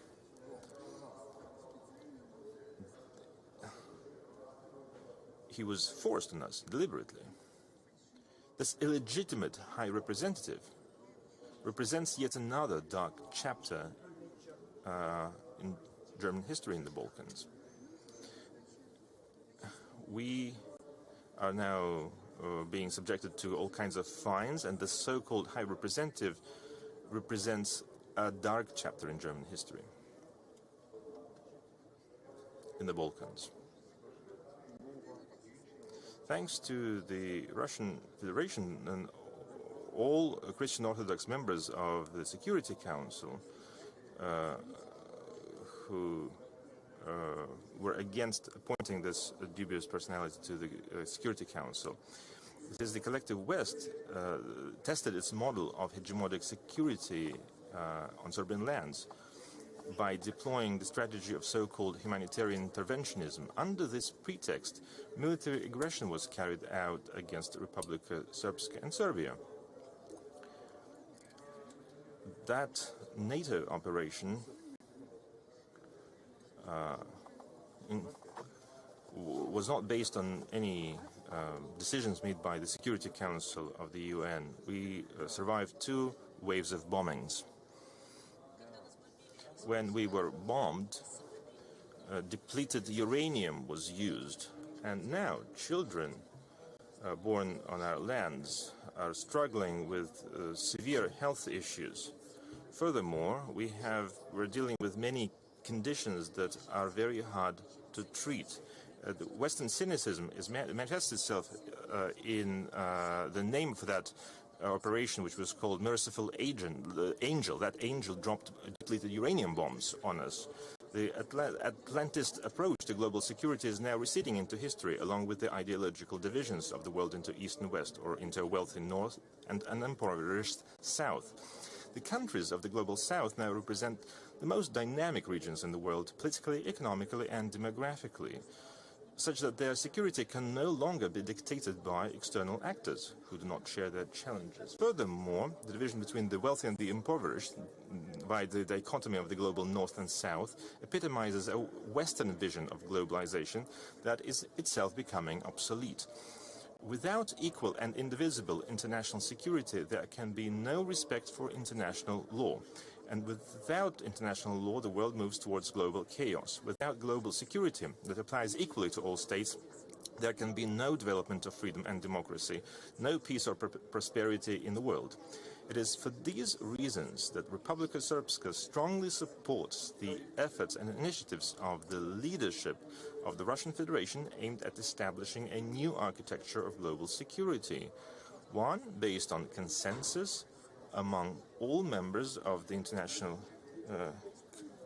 community, free of double standards. We believe that President Putin, back in 2007, during the Munich Security Conference, said it very clearly, voiced very clearly the vision of the Russian Federation, but nobody wanted to listen to Mr. Putin back then.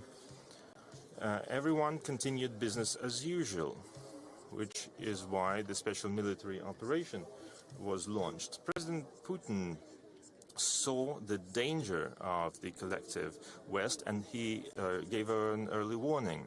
As for the special military operation, Russia is protecting not only itself, it's also protecting the principles of international law and international relations. Russia is fighting against a system that is being forced on us in international relations, and we believe that the special military operation is completely justified. We think that President Trump's electoral victory in the US will also contribute to a more balanced world order.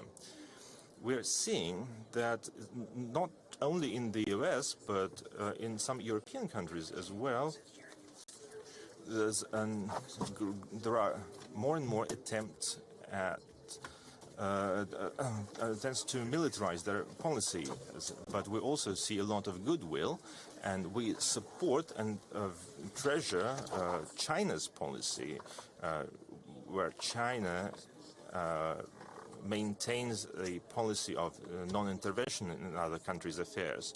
We believe that this is a foundation for our relations. We know from experience that there are countries, Western countries, that do not are not responsible for the treaties they sign, like the Dayton agreements or Resolution 2024 on Kosovo and Metohija, but that is not being executed at all. The same is true for the Minsk Accords. Ms. Merkel once said that it was signed just in order to make sure that the Western countries could strengthen their position regarding Russia. So the new militarization that has been discussed in the European countries and weaponizing of the European countries, first of all Germany, shows to us the unsafe and insecure future. And we remember that Germany was waging 2 wars against us, and we hope that the message of our meeting would be heard by the whole world. And this message is about security. Security in the whole world, that the chaos does not reign. Thank you so much for your attention. Thank you so much. And so that I'm passing the floor to the member of the Political Bureau from the Central Committee of Chinese Communist Party, Mr. Chen Wanxing. Over to you. Your Excellency, Secretary of the Security Council Shoigu, colleagues, ladies and gentlemen, friends, it's a great pleasure to attend the 13th International Meeting of High Representatives for Security Issues. I want to extend my gratitude to Secretary Shoigu for the warm invitation to host country Russia for your thoughtful arrangements. The meeting this year is themed Building an Equal and Indivisible Security Architecture, Challenges and Opportunities Faced by the Global South and Eastern Countries. With the century-defining transformation accelerating across the globe, it is even more relevant to explore this topic. Today, the global challenges are unfolding like never before. We are in an era of hope. The historical trend of peace, development, cooperation, and mutual benefit is unstoppable. The Global South has accounted for over 40% of global GDP and contributed as high as 80% of the world's GDP, is a key force for maintaining world peace and driving world development. we are also in an era of challenge.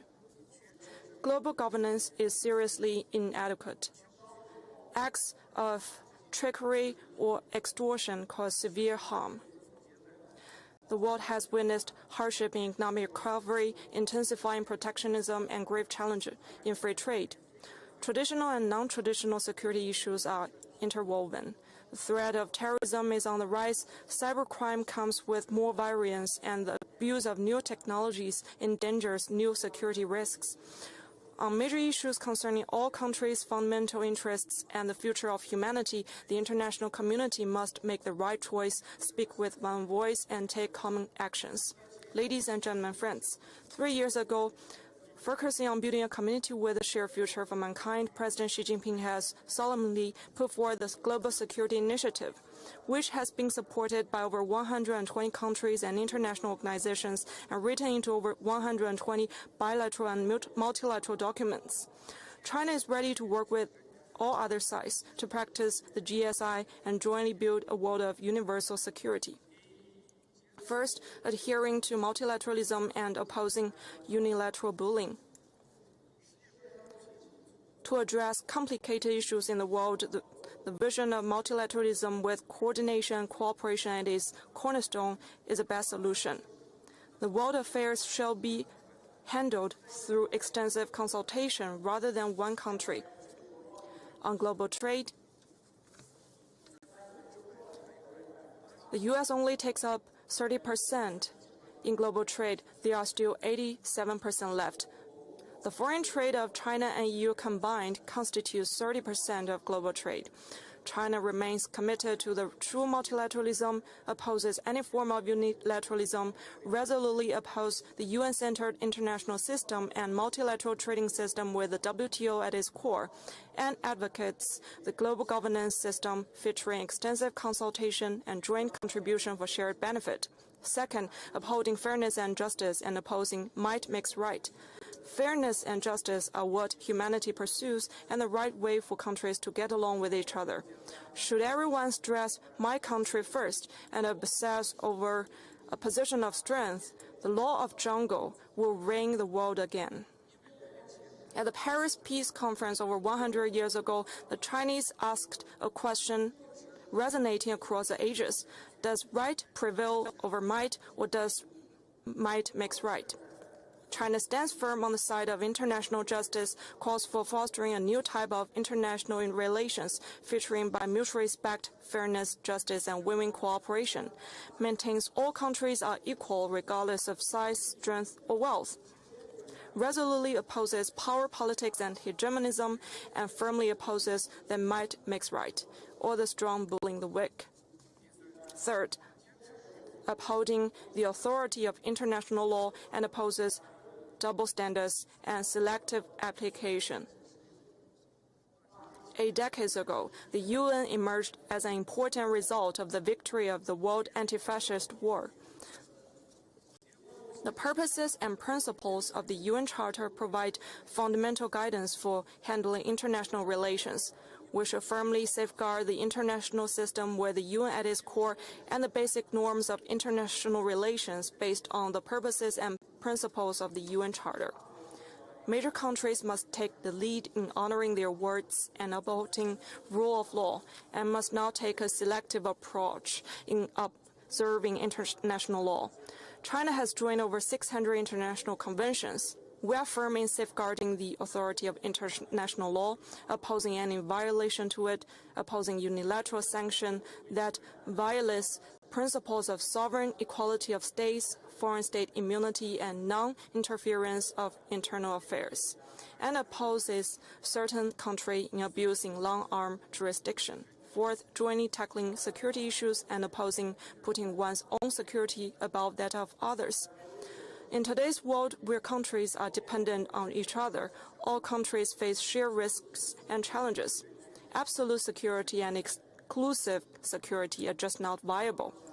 China calls on enhancing global security.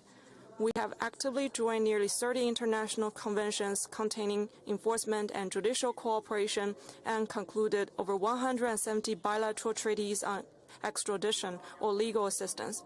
We are ready to work with other side to enhance political mutual trust and strategic coordination, boosting cooperation in law enforcement and security. Ladies and gentlemen, friends, China stands firm on the right side of history and strives to inject certainty to the uncertain world. China is a robust engine driving global development. Since 2020, China's GDP has exceeded 100 trillion, 110 trillion, 120 and 130 trillion RMB in succession and reached 134.9 trillion yuan in 2024, up by 5%, contributing 30% to the world economic growth. Our opening up is an open development, and we are ready to share with other countries its development outcomes. We are also a constructive force for global security and stability. We have one of the lowest rates of criminal offenses, fewest gun crimes, and lowest incidence of homicide cases globally. Last year, the criminal offense incidence per 100,000 people is 237. We are ready to communicate with other countries to enhance our capacity to coordinate development and security. We are always a reliable friend with all other countries. We always view an advanced relationship with other countries from a strategic and long-term perspective and will not be swayed by any turn of event. China is always a responsible and reliable friend. Ladies, gentlemen, friends, with a shared future, all countries should uphold solidarity. China is ready to join hands with the rest of the world to implement the global security initiative proposed by President Xi Jinping and jointly deal with risks and challenges and contribute to the world peace and development with other countries. Welcome to China to travel and visit. Thank you.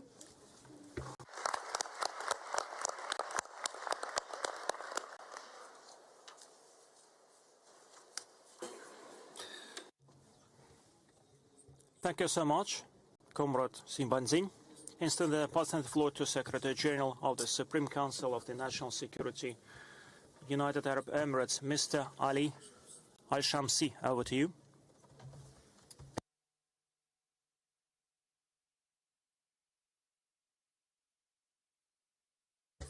In the name of Allah, merciful and benevolent, ladies and gentlemen,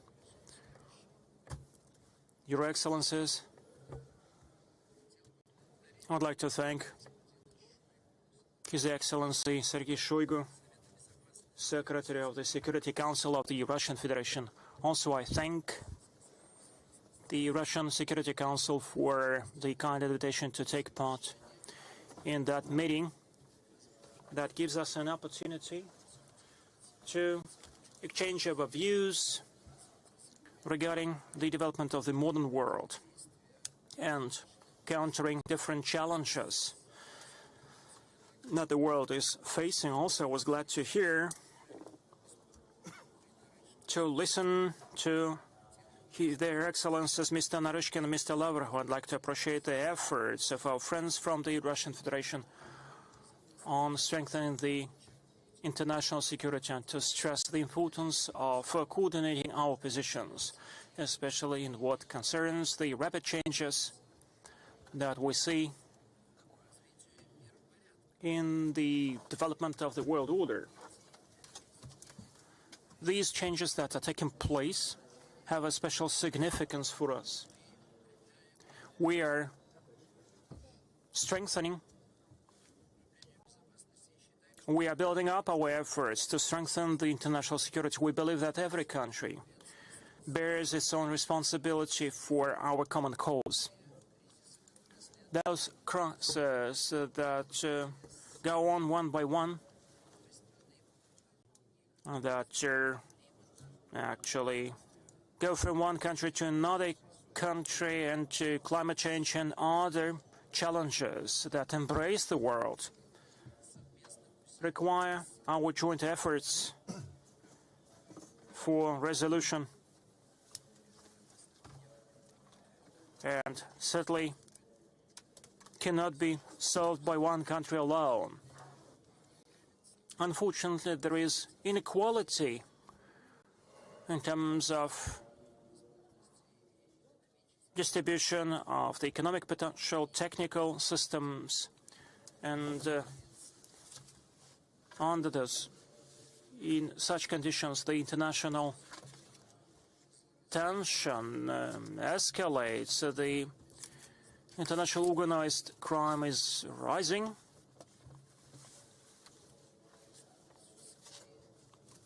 We see the rise of ICT crimes, cyber crimes.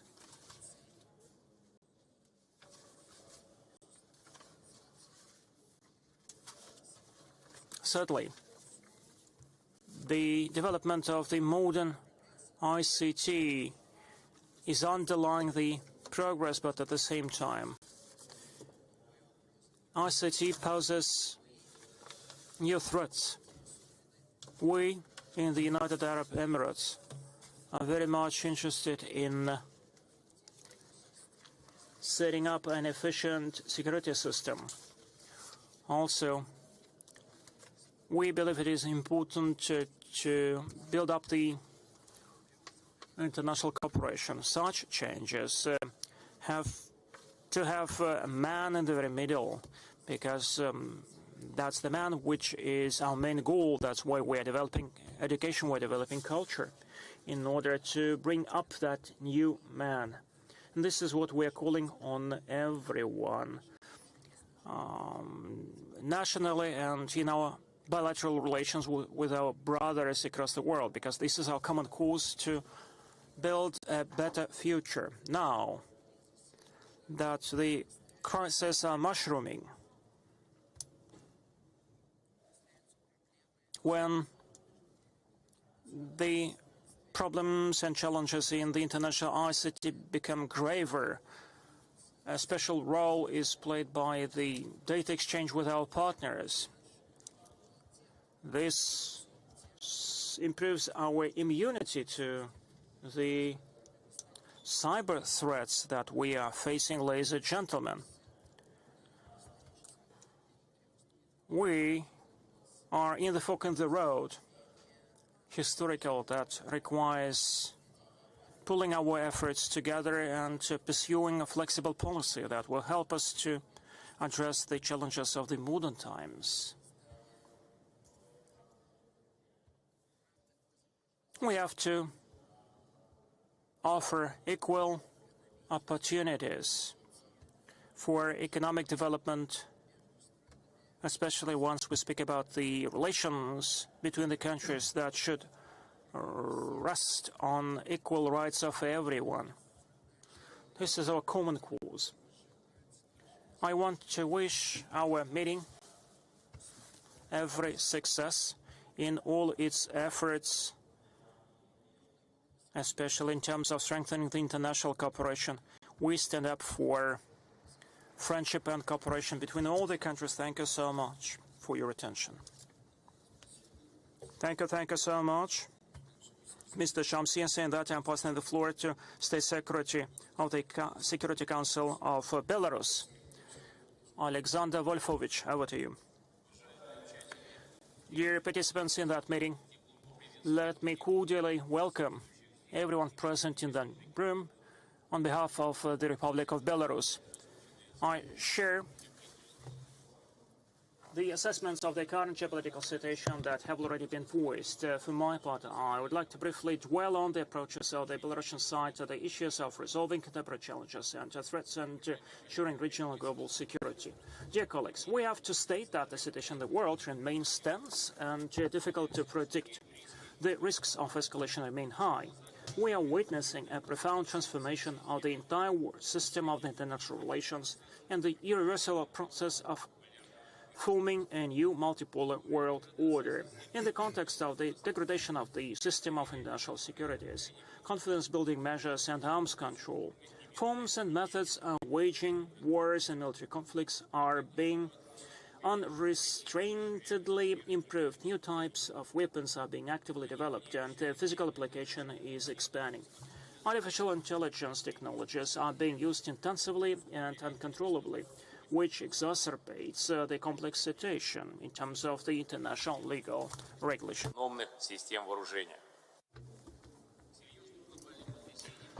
major global shock and rise of tension is caused by unprecedented growth of protectionism and trade wars in the world. The information sphere and cyberspace have long ago become a virtual arena of global confrontation. Other threats, such as international terrorism and extremism, illegal migration, illegal trade in weapons, people and drugs, are rapidly transforming. Unfortunately, the international organizations set up to ensure global and regional security remain unbalanced, and they are unable to respond in a timely manner to current challenges and threats. They are unable to ensure strategic stability as a whole. The world's largest conflicts in the Middle East and Eastern Europe continue unabated, and the escalation could lead to irreparable consequences on a global scale. There is concern about the growing risks of states engaging in direct confrontation, states possessing nuclear weapons. Despite the negative factors outlined earlier, the process of finding ways to defuse international tension and reduce strategic risks should be regarded as a positive trend. Belarus welcomes the measures undertaken to resolve the Ukrainian crisis. However, the risks of new provocative action and the expansion of military conflicts remain. In the Eastern European region, this is directly indicated by the unrestrained growth of militaristic sentiments and the aggravation of the situation in our region. 2 or 3 years ago, the peak of absurdity for us was the construction by Poland and the Baltic states of all sorts of fencing structures along the borders with Belarus and Russia. And by the way, the West had been fighting against this for decades. In the worst traditions of the Cold War, Warsaw, Vilnius, and Riga have literally fenced themselves off from us and have completely destroyed all forms of civilized communication. This year, our Western neighbors went even further. They decided to withdraw from the Ottawa Convention banning anti-personnel mines. Under the pretext of strengthening NATO's eastern flank, they are working on plans to install mine barriers along the borders of Belarus and Russia. Obviously, despite all the attempts and the process of resolving the Ukrainian crisis, this indicates that the EU is unwilling to return the situation to the political and diplomatic track. The promotion of some European capitals of the thesis of an inevitable war with Moscow is particularly alarming. Under this pretext, the EU defense strategy is focused exclusively on increasing its combat capabilities and strengthening its eastern flank. Thus, it confirms its focus on the long-term preservation of its aggressive policy in the eastern direction. This is confirmed by specific figures. During this year alone, over 400 exercises involving about 500,000 of servicemen are conducted on the territory of European countries. The activities and the nature of the tasks to be addressed testify to the fact that the West is actively, openly preparing for military action against Russia and Belarus. All this convinces us once again on the need to relaunch a global dialogue on the formation of a new security architecture at the regional and international levels, an architecture that will be based on the principles of indivisibility, multipolarity, mutual respect, equality of sovereign states, and the rule of international law. One of the important elements in ensuring this process, among other things, is the Belarusian initiative launched in 2023 to develop a charter of diversity and multipolarity in the 21st century. The main provisions of the charter fully emphasize the relevance of today's agenda. In February this year, the draft charter was presented in Geneva to a number of international organizations, including the United Nations, the SCO, BRICS, European Union, ASEAN, and the CIS.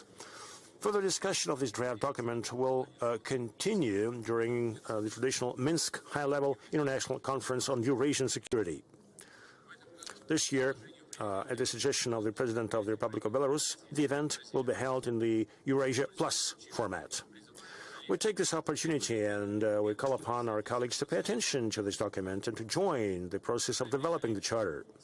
Distinguished colleagues, we have recently celebrated a date of great importance for many countries, the 80th anniversary of the victory in the Great Patriotic War, the victory over Nazism and fascism. Today, this date is a special occasion to once again reflect on the causes of that war, its lessons, to refresh our memories of the decisions of the Nuremberg trial, so that the tragedy should never happen again. We are convinced that today there is still a unique window of opportunity to prevent confrontation, which the Westerners are actively pushing us towards. This should be done in the name of dialogue and the promotion of a peaceful agenda on the international arena and in the European region in particular. We sincerely hope that the consolidated efforts that we undertake will serve to develop a new political process to build confidence, security and cooperation, similar to Helsinki, but in line with the realities of the present day. Distinguished colleagues, dear Mr. Shoigu, in conclusion, allow me to thank our Russian friends for their warm welcome and excellent working conditions. In the current challenging international environment, we highly appreciate this opportunity to exchange views on topical issues and measures that our countries can take to promote global and regional security. I'm confident that the common approaches, bold ideas and opinions identified by the participants of this meeting will shape the basis for specific constructive steps. Thank you very much. Thank you very much. It is my pleasure to invite the Minister of State Security of DPRK, Ri Chang-da.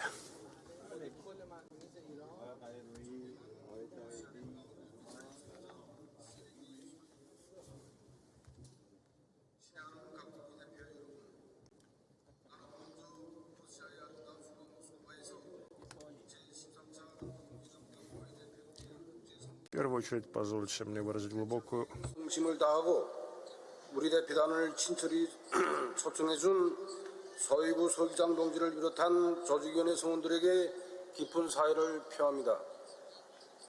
아울러 이번 연단에 참가한 세계 여러 나라의 대표들과 벗들에게 따뜻한 인사를 보냅니다.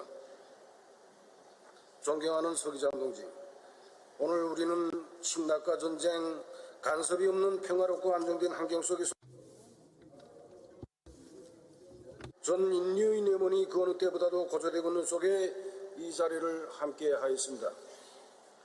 조선민주주의인민공화국 대표단은 러시아聯邦안전이사회가 주최한 이번 국제상봉이 자주와 정의, 평화를 지향하는 모든 나라들 사이 단결과 협력을 도모하고 평등과 호혜의 원칙에 기초한 공정하고 안정적인 다국세계 창설을 추동해 나가는 데서 중요한 정치적 의의를 가진다고 평가합니다. 지금 국제무대에서는 특정한 세력이 독단과 전횡으로 말미암아 정의가 부정으로 범죄시되고 형편한 지배와 간섭에 의한 완전한 평등과 호상 존중, 내정 불간섭 및 협조의 원칙 등 세계적으로 공인된 국제관계의 기본 원칙들이 공공연하게 무시되고 있으며 그로 인하여 세계의 안전 환경은 엄중히 파괴되고 이 행성의 곳곳마다에서는 대립과 충돌이 악순환이 계속되고 있습니다. 세계의 그 어느 나라도 인류공동이익과 국제법 위에 미국이 이익을 올려놓고 다른 나라들은 이에 복종할 것을 강요하는 지배주의적이며 제국주의적인 지정학적 구도를 바라지 않고 있습니다.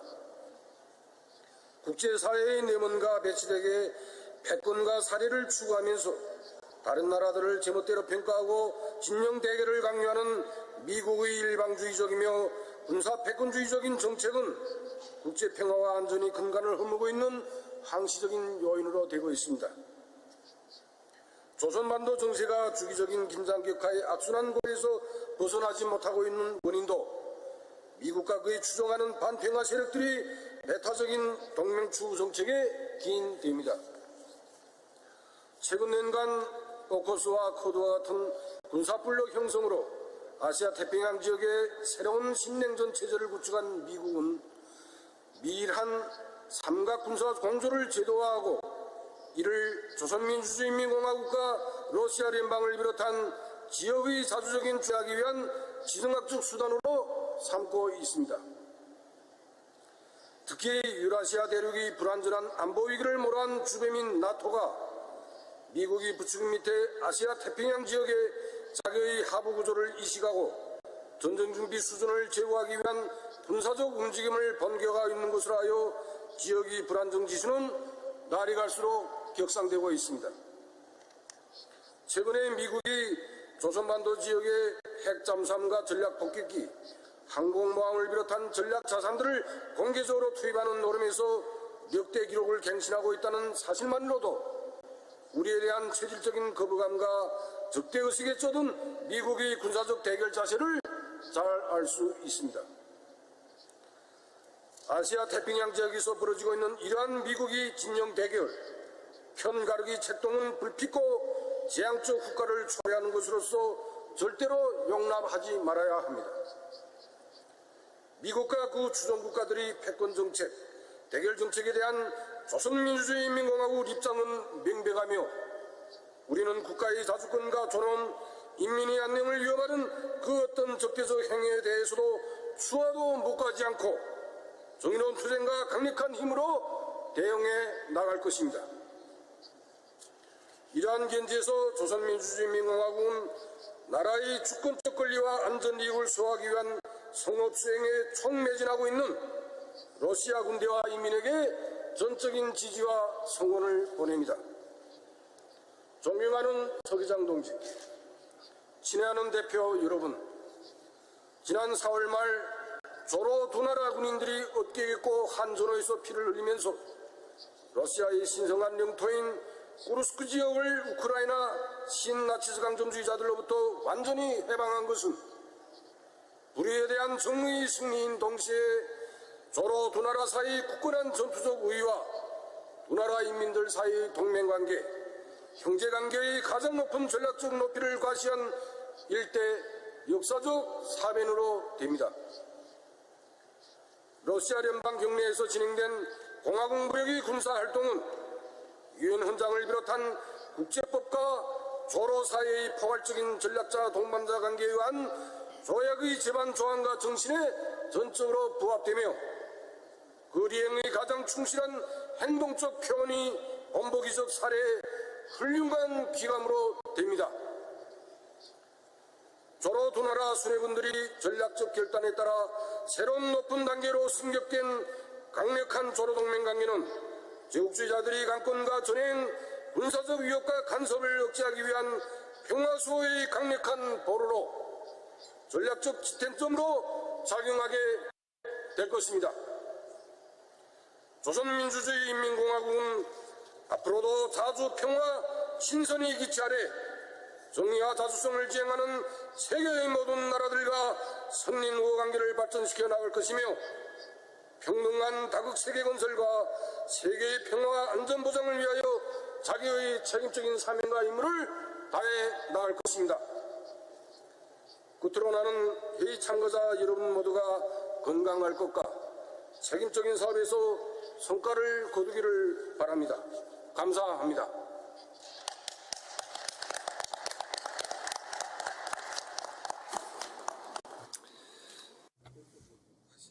Thank you very much. Now it is my pleasure to invite the Secretary of the Supreme National Security Council of the Islamic Republic of Iran, Mr. Ahmadyan.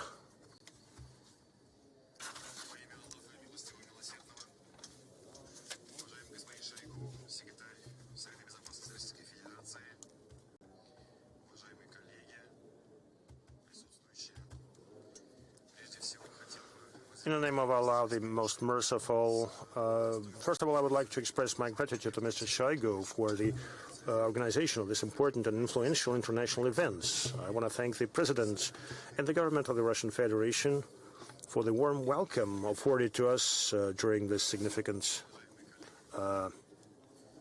meeting. Distinguished colleagues, today the world is on the threshold of a transition from the old order, whose proponents left behind two devastating world wars, an order whose consequences have affected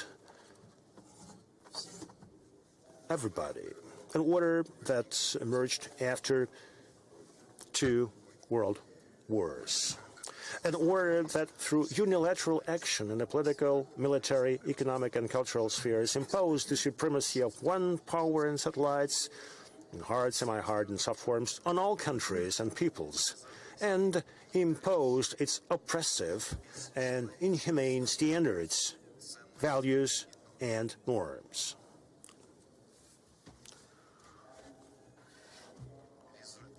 The results of that order are obvious in Afghanistan, Iraq, Lebanon, Syria, Yemen, and many other countries.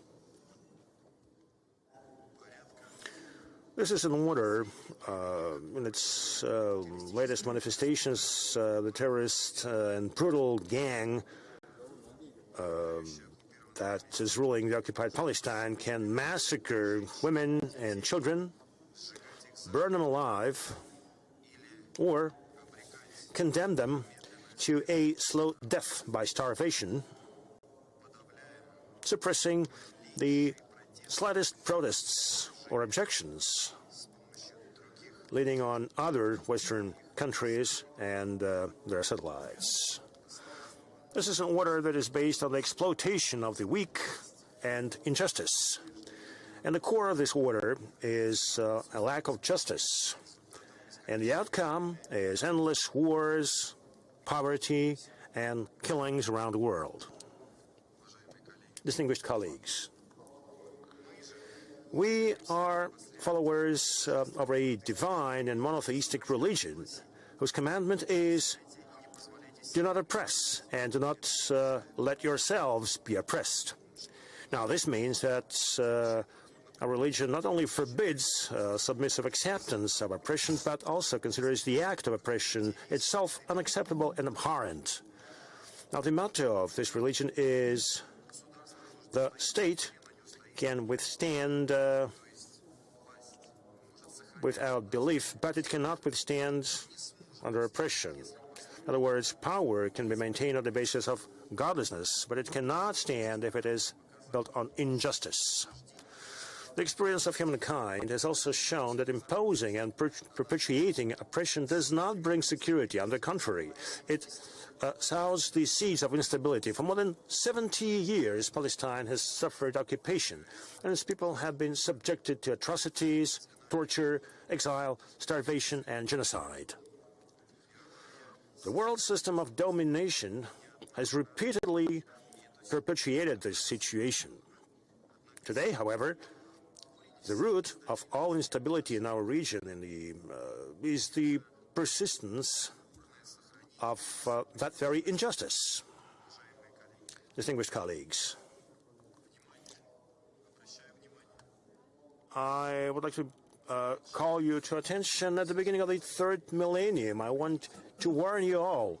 An entire nation is facing the threat of mass murder, genocide, and ethnic cleansing. What happens to the world if it turns a blind eye to the global disaster? In this transitional or post-bipolar world, biased interpretations of international values and principles by certain powers, regional and global players, have gone unpunished. Destabilization of different regions of the world, deprivation of national sovereignty, committing mass crimes in full view of the whole world, denial of people's right to develop and to progress. All this is happening under the cover of different interpretations of generally accepted international norms and values. Clearly, expansion of global security depends on new world order that would offer equal opportunities to all countries, to all nations. Therefore, a new security architecture should be built with the participation of all the countries, all the peoples. Ladies and gentlemen, security, from our standpoint, is based on a rejection of oppression, maintaining identity and sovereignty of different nations and countries, and establishing equal relations with other countries, with no pressure, no sanctions, or coercion. This also includes respect of people's rights and support of the oppressed across the world. The creation of a just and equal system is impossible without contribution of all the peoples, all the countries. Iran believes that justice is the key link that is missing in the global system.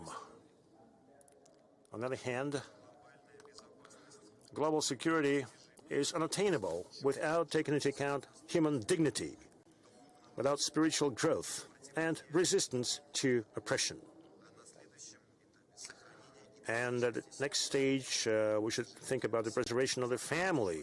Unfortunately, today, the security of humanity and the security of the family as the basic unit of society is subject to destruction and trampling. Security devoid of human criteria and protection of family values, in fact, is meaningless.